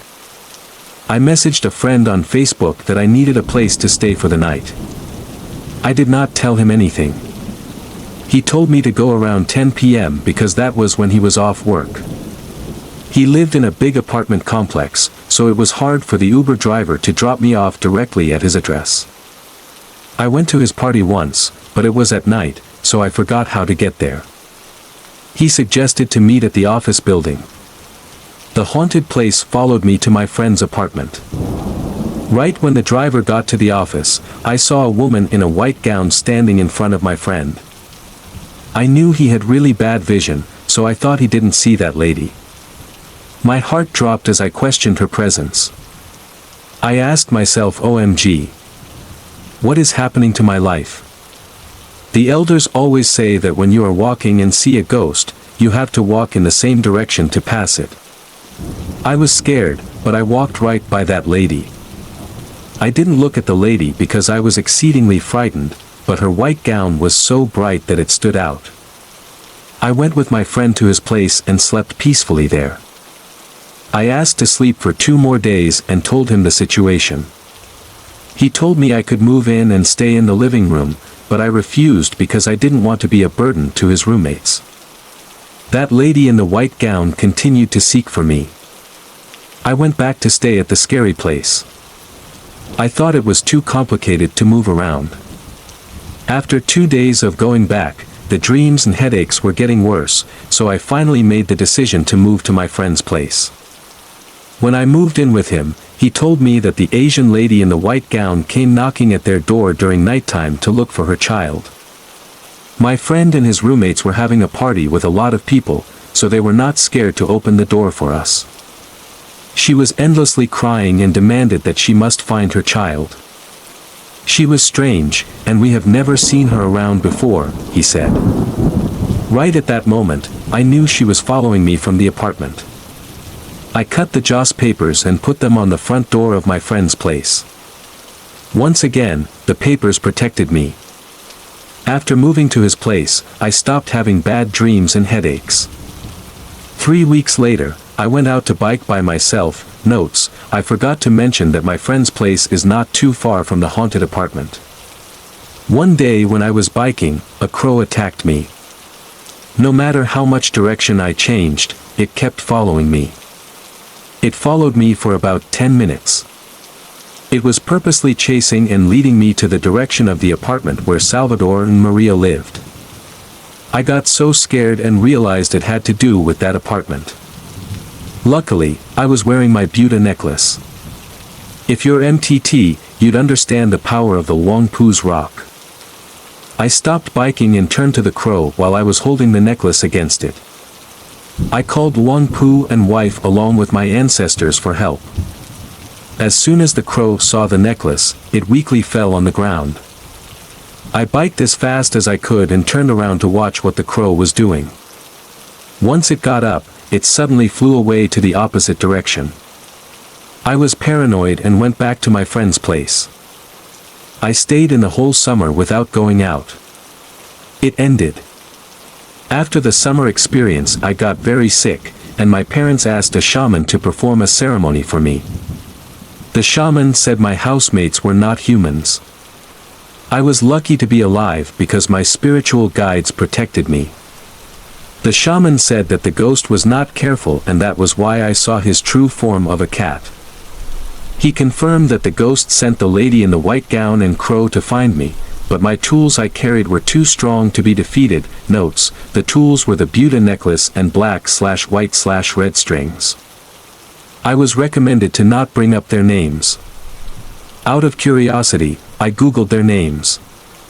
Salvador's real name came out of Google and showed that he was a former UC Merced student who passed away a few years ago. I was not living with humans, I was living with ghosts. It was a scary experience, and I hope no one encounters this situation. Choose your roommates wisely before you move in with them. Do not live with people with no social media. Do not live in a cheap place. Take care of your health, and do not let the evil spirits take your beautiful souls. If you're a Christian, carry a cross necklace. If you're shamanism, carry joss papers and wear black/white/red strings. Story 36, Hide and Seek in the Dark. An uncle of mine told my cousins, siblings, and me this incident that happened to him. We can confirm that it's true because my mother, 2 other uncles, and an auntie were there when this happened, and they told us the same thing. Back in Thailand, my uncle was around the age of 7 at this. My mother was 10. My other uncles were both 12 and 6, and my auntie was 5. My oldest uncle, let's call him H, was the seeker. They were all playing outside at night near the house. As my uncle H got done counting, he started looking for everyone. My uncle, who was 7, let's call him P, was hiding with someone who he thought was one of his siblings. He held on to the hand of something he thought was also with them. He felt the hand being cold but didn't think much of it. My uncle described it as if one finger was missing. If it were me, I would have run already and called out to everyone else. As time went on, no one found him. So he then told the thing that it's time to come out to them because they couldn't find them. The thing just stayed quiet, and my uncle tried to pull it to get up, but it wouldn't. It then started giggling. P then got scared, let go of the hand quickly, and started running. Everyone was calling out to him. He ran to them, and he told everyone what happened. They all got scared and ran inside and slept. P then became very sick, and they had to hold a shaman ritual for him to get better. Turns out, it was a little girl who passed away just wanted to play with them. Everyone then never played hide and seek outside in the dark ever again. Story 37, Nursing Home Adventures. I've got several strange things that's happened during the 10 years I've worked in Alzheimer's units. Let me know if you'd like to hear more, but no rude comments please. I'm just getting to the point of the stories with less graphic details of how everything is in the units. This building was only open for 2 years by the time strange things started happening. 1. I had a resident that used to be in the Air Force that I took care of for 2 years. He'd spend his days trying to decode our alarms to get out of the unit. Also, crawling on the floor military style, so we wouldn't see him trying to escape. When he was in his room, he'd sit on his love seat that could spin in a full circle, writing down codes to try to get out again. One day the fire drill went off, and in the midst of the sirens and blinking lights, he ended up having a seizure. So we sent him to the hospital where he passed away that evening. The following day us girls were in the chart room, when the pull cord to his room went off. We could see the room from where we were. No one went in there. The door was locked until the family could come move his belongings out. I had another CNA go with me to turn the alarm off. When we unlocked the door, his love seat was spinning in full circles just like he used to do when he was alive. This continued happening for 2 weeks before it finally stopped. The maintenance director couldn't find a reason why the chair and call lights kept going off, especially with the air control to the room was completely turned off. It was just silly to us that he tried relentlessly to get out of the unit during the majority of his stay with us, but his spirit took its time leaving after he passed away. 2. I had a resident that had the late stages of Alzheimer's. The only thing she'd ever say was "my babies." She'd pace around the entire unit in circles all day, putting everything in her mouth that she could get her hands on, and digging through drawers, etc. She used to be a homemaker, so she'd help wash dishes, put away groceries, etc. She eventually passed away from the disease. Shortly after she passed, I'd see a short little woman that was her height with short hair and a white nightgown on at the end of the hall go in a room. Thinking it was a resident that got lost or trying to find their room. I went down to get her, but no one was there anymore. No one ever came out either. We'd also see her standing by the sink in the dining room, then just disappeared. When we get to the sink, the water would be running as if someone turned it on and just left it. I quit working at that facility, but I went to visit the old residents and new staff about 2 years later.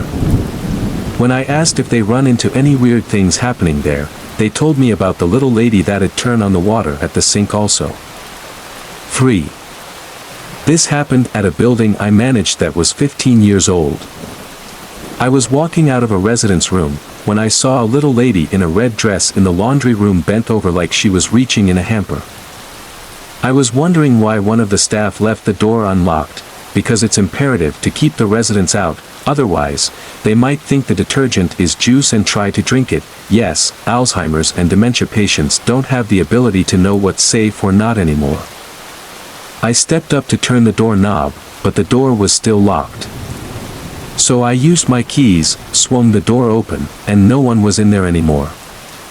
Just the hamper that was already in there. I got out, locked the door, and checked with the staff to make sure all the residents were accounted for. One of the CNAs came to me and said, "You saw her, didn't you?" I guess I must have looked like I'd seen a ghost. I asked if she meant the lady in the laundry room, and if so, then what did she look like? The CNA said, "Yeah, I've seen her too. She's wearing a red dress. Every time I see her, she's hunched over the hamper like this, and posed just like the woman I saw." We never could debunk this one as well. Creepy things happen in places that have a history of death. Story 38, The Dancing Lady. I've told this story one too many times. I can't remember everything anymore because it was really traumatizing but funny at the same time. I would like to stay anonymous. I know my sisters will laugh when they see it because they oughta know this is them. To this day I am still so annoyed at the fact that I wasn't even the problem and got problems for it. Here is a little bit about me. I am a Hmong daughter.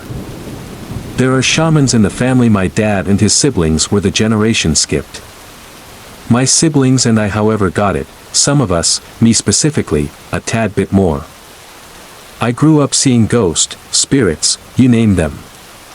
I have had many encounters. The earliest memory I have goes back to when I was 2-3 years old. I know specifically so because we were still living in Minnesota in a duplex at the time. There was this particular closet that had green walls inside. In the left corner right where the door is when you enter would be a skeleton that sits in there. I don't remember it doing anything, but it would always be there every time my siblings we went in to hide or play. I used to see these things very clearly, but after I got really sick in the 6th grade, things did not seem to be as clear to me anymore. I am now 26 years old. I still sense them and see them, but they are on the opaque side visually most times.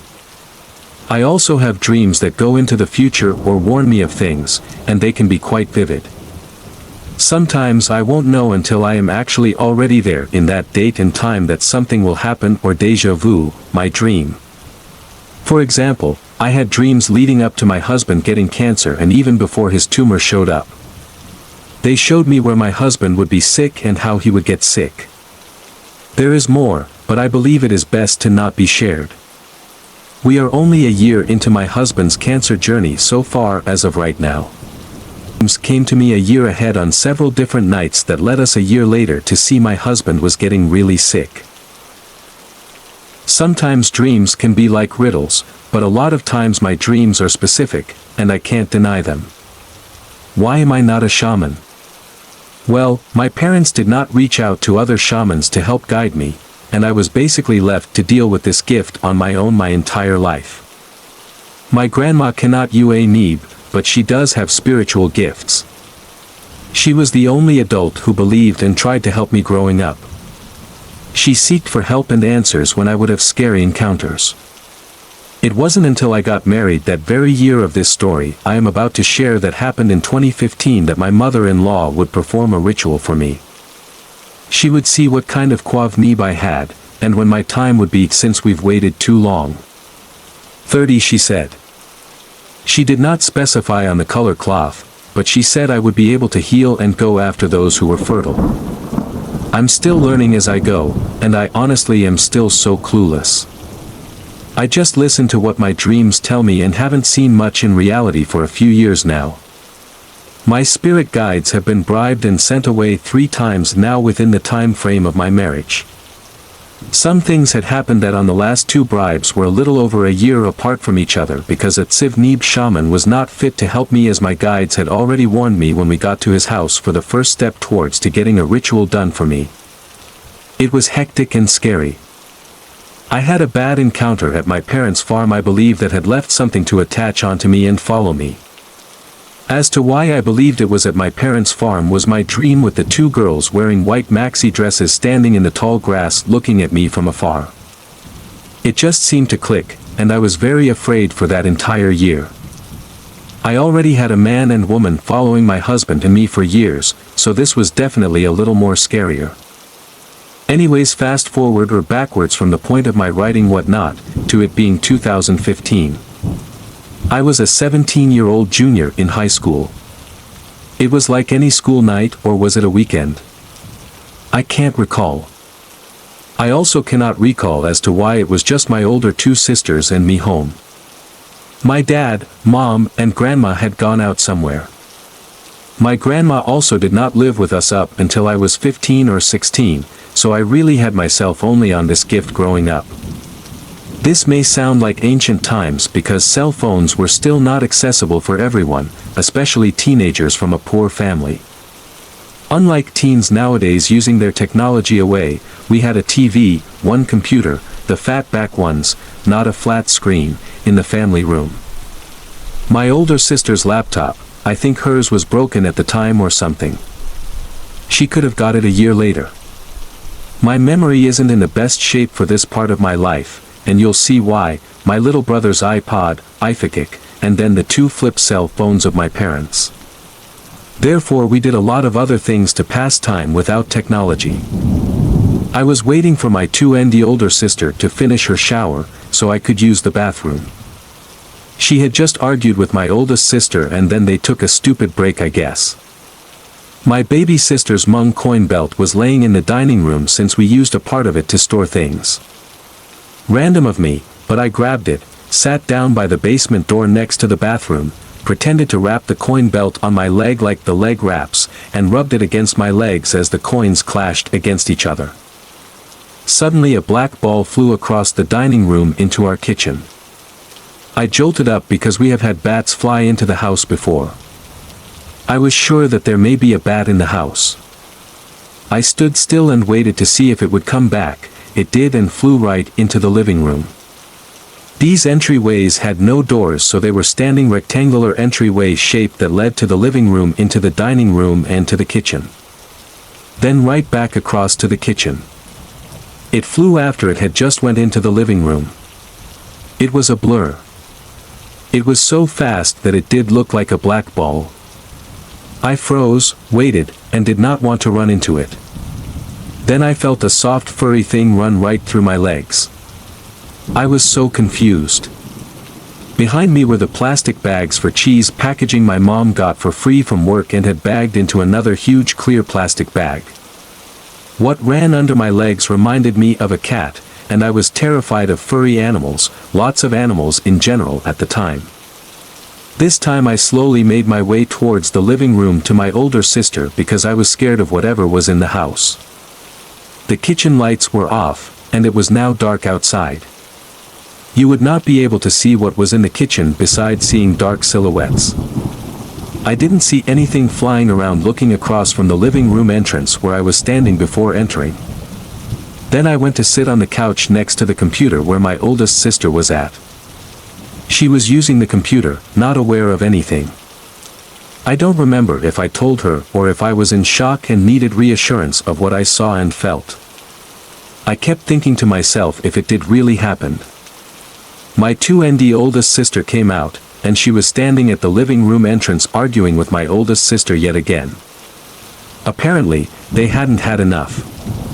She probably thought of more crap to say to the oldest while showering. All of a sudden, a woman appeared behind her, crouching over her, almost able to grab her.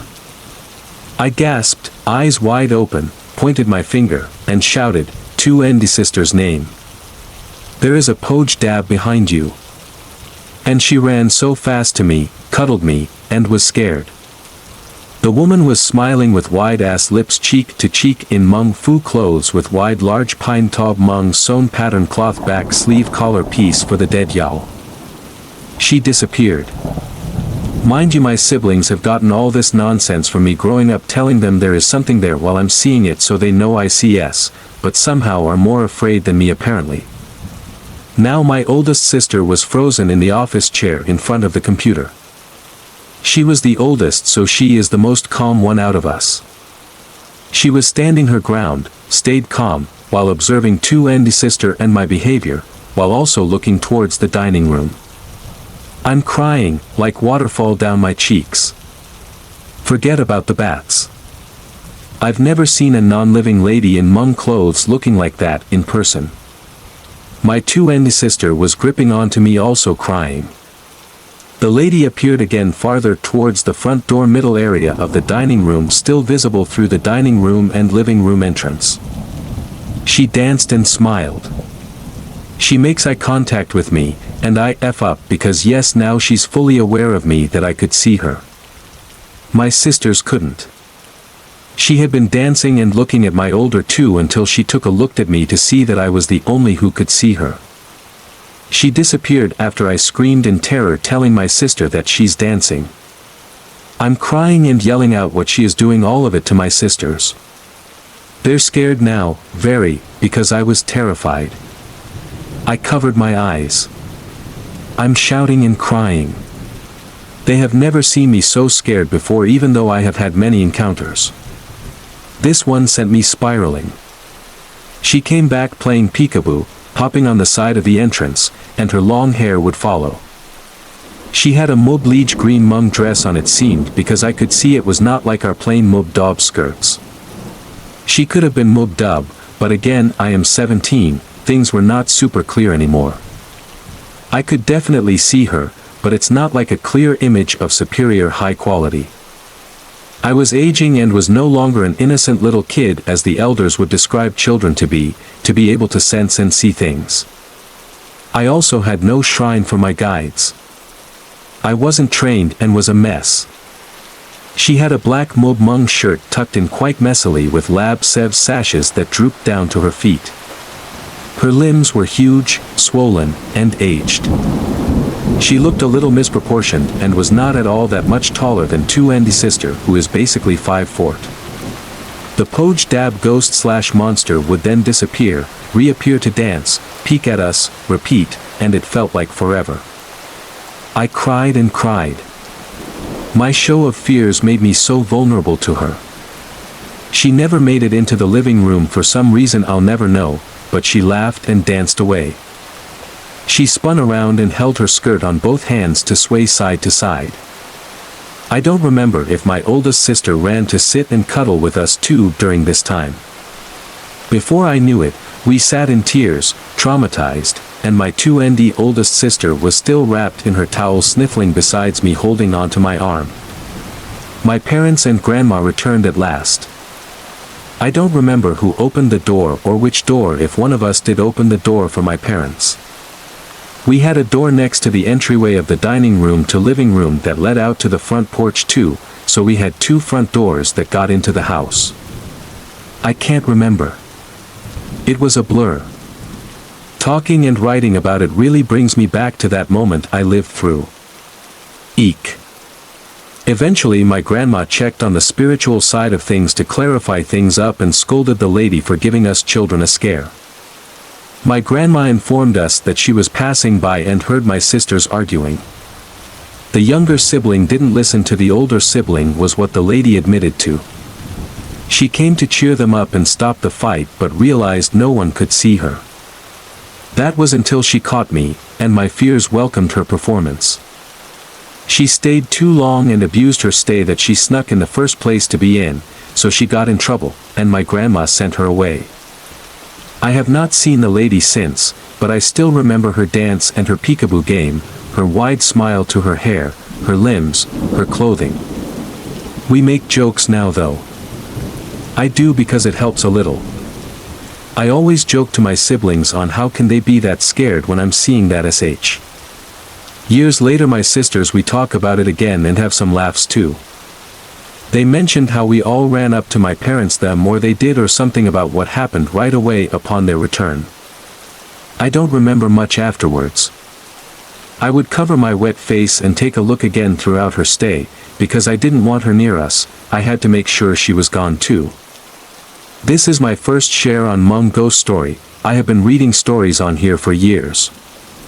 I still remember the grandma sitter one the most, where the kids played hide and seek, closet, bedroom. The guy said he would return to share a part 2, but never did. I had a grandma encounter too, so I could just imagine. Story 39, Where the Dead Come Back. Back in 2012, my parents visited Laos for the first time in 30 years, and I got to go with them. The most memorable thing was meeting my dad's stepbrother and hearing him tell us a terrifying story. He had married a woman who was not Hmong. She was Aka, but spoke some Hmong and Lao. There was something always weird about this woman, as she would sometimes go out into the dark and speak to someone. When Uncle Wong asked what she was doing, she would say it was her ancestors. They were buried on ancestral grounds, and the place was known to be haunted by spirits. These spirits could wander and communicate with the living. Fast forward a couple years, Auntie Ka got very sick. She had a high fever and told Uncle if she died, to bury her on her ancestral land, to which he agreed. When she finally did die, there was a frown on her face, and Uncle was scared, so instead of burying her where she had wanted, he buried her where his family was. It was a mistake. The first night, there was a foul stench in the house even though the body was gone. It got so bad, they had to go sleep over his cousin's house. The same night she was buried, Menghe heard his chickens clucking loudly. When he went to go check, he saw a strange woman chasing chickens. When she caught them, she would bite their heads off and drink the blood. When Meng shined his flashlight at her, she turned around, and her face was pale white with blood dripping from her mouth. He was so scared he couldn't move, but there was something familiar about her, and he called out Auntie Ka. She just had a blank stare on her face and ran into the woods. Peng Lo was coming back from his cattle farm. It was dark, and he noticed someone else on the other side of the road. It was a woman, walking with a limp, like she was dragging her leg. He thought she needed help, so he called over, "Hey, auntie, you need any help?" She didn't answer, so he walked over to get a better look. She smelled really bad, and her face was gray. Peng was so scared he ran back to his farm. News got back to Uncle Wang that his wife wasn't all dead, so he went to check it out. Her grave was empty, so he went to her ancestral burial ground. There, he found a poorly dug-up grave with her body in it, half buried. Her face was gray with blood and feathers. Story 40, The Black Shadow Knows How to Attack. It was late at night. I decided to retreat and head to bed. In my dream, everything felt so surreal. The dream began at my boyfriend's house, at the time. We had a bonfire ready to go, and we were all chilling outside. His mom started yelling saying she needed to fire bowl, so I ran to the car and got it for her. She asked me to rinse it for her, and so I did. While washing the bowl, I saw my boyfriend had gone downstairs to his room, so I chased after him when I finished. As soon as I got downstairs, it was dark and cold. I called his name, but he did not answer. I proceeded to stop at the end of the stairs to see if he was hiding in the corner to scare/prank me. I reached the bottom of the stairs and saw a shadow. Thinking it was him, I laughed it off and headed toward his bed. As I tried to lay down, the shadow came rushing towards me. Now I knew, this was no longer my boyfriend. The energy and force it had on top of me was so strong and scary that I didn't know what to do. I tried screaming for help, but no one heard me. It was a deep and intense fight trying to get it off. I eventually fought it off and climbed into bed, but it still didn't leave me alone. I slept next to the wall, and before I knew it, it was behind me. It kissed me goodnight and wrapped its arms around me. When I woke up, I felt the side of my bed sink in as if someone was laying there. I didn't know whether to scream or run. I didn't go back to sleep that night. Story 41, The Dream. This is an experience of how lucky I am. If they can't come get you in reality, they will come get you in your dream. Lately, I've been having this feeling like someone or something is following me.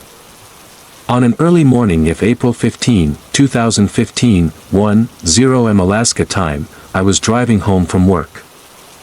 I felt like someone was following me, so as I turned onto a curvy road. I looked on my rear mirror to see if any car or anyone was behind me. For some strange reason, I stepped on the gas and hit the curb on the other side of the street, almost hitting the street light pole. After that, I felt really empty while driving home. On the way home, I was talking to my BF on the phone. I told him of what happened. He said that my mind was probably playing tricks on me. When I got home, I did my business, then finally went to sit down trying to finish up some assignments. I have all the lights off, except for the desk lamp on. I was reading and trying to do my essay. Then all of a sudden, I felt like someone walked past by my bed. I can feel the gust of wind passing by. Then the desk lamp went out for less than 3 seconds and came back on. I called my BF and told him what just happened to me. I don't feel right at all. I stopped doing what I'm doing, turned off my laptop, and put it away. Without the lamp off that night, I went to sleep having a weird dream. After I went to sleep, I had this dream. I was walking on a dirt road to our garden. On the way to the garden, I met this handsome man walking past. He offered to help me with our garden. This had been going on for a few months. I don't know his name, or I don't remember asking for his name. We built a relationship, and he promised me that he'll come back in 3 days to marry me. After that day, I stopped going to the garden alone. For some strange reason, I had a twin in my dream. The third day, my twin went to the garden alone. Then the guy came and kidnapped my twin, not knowing that it was not me.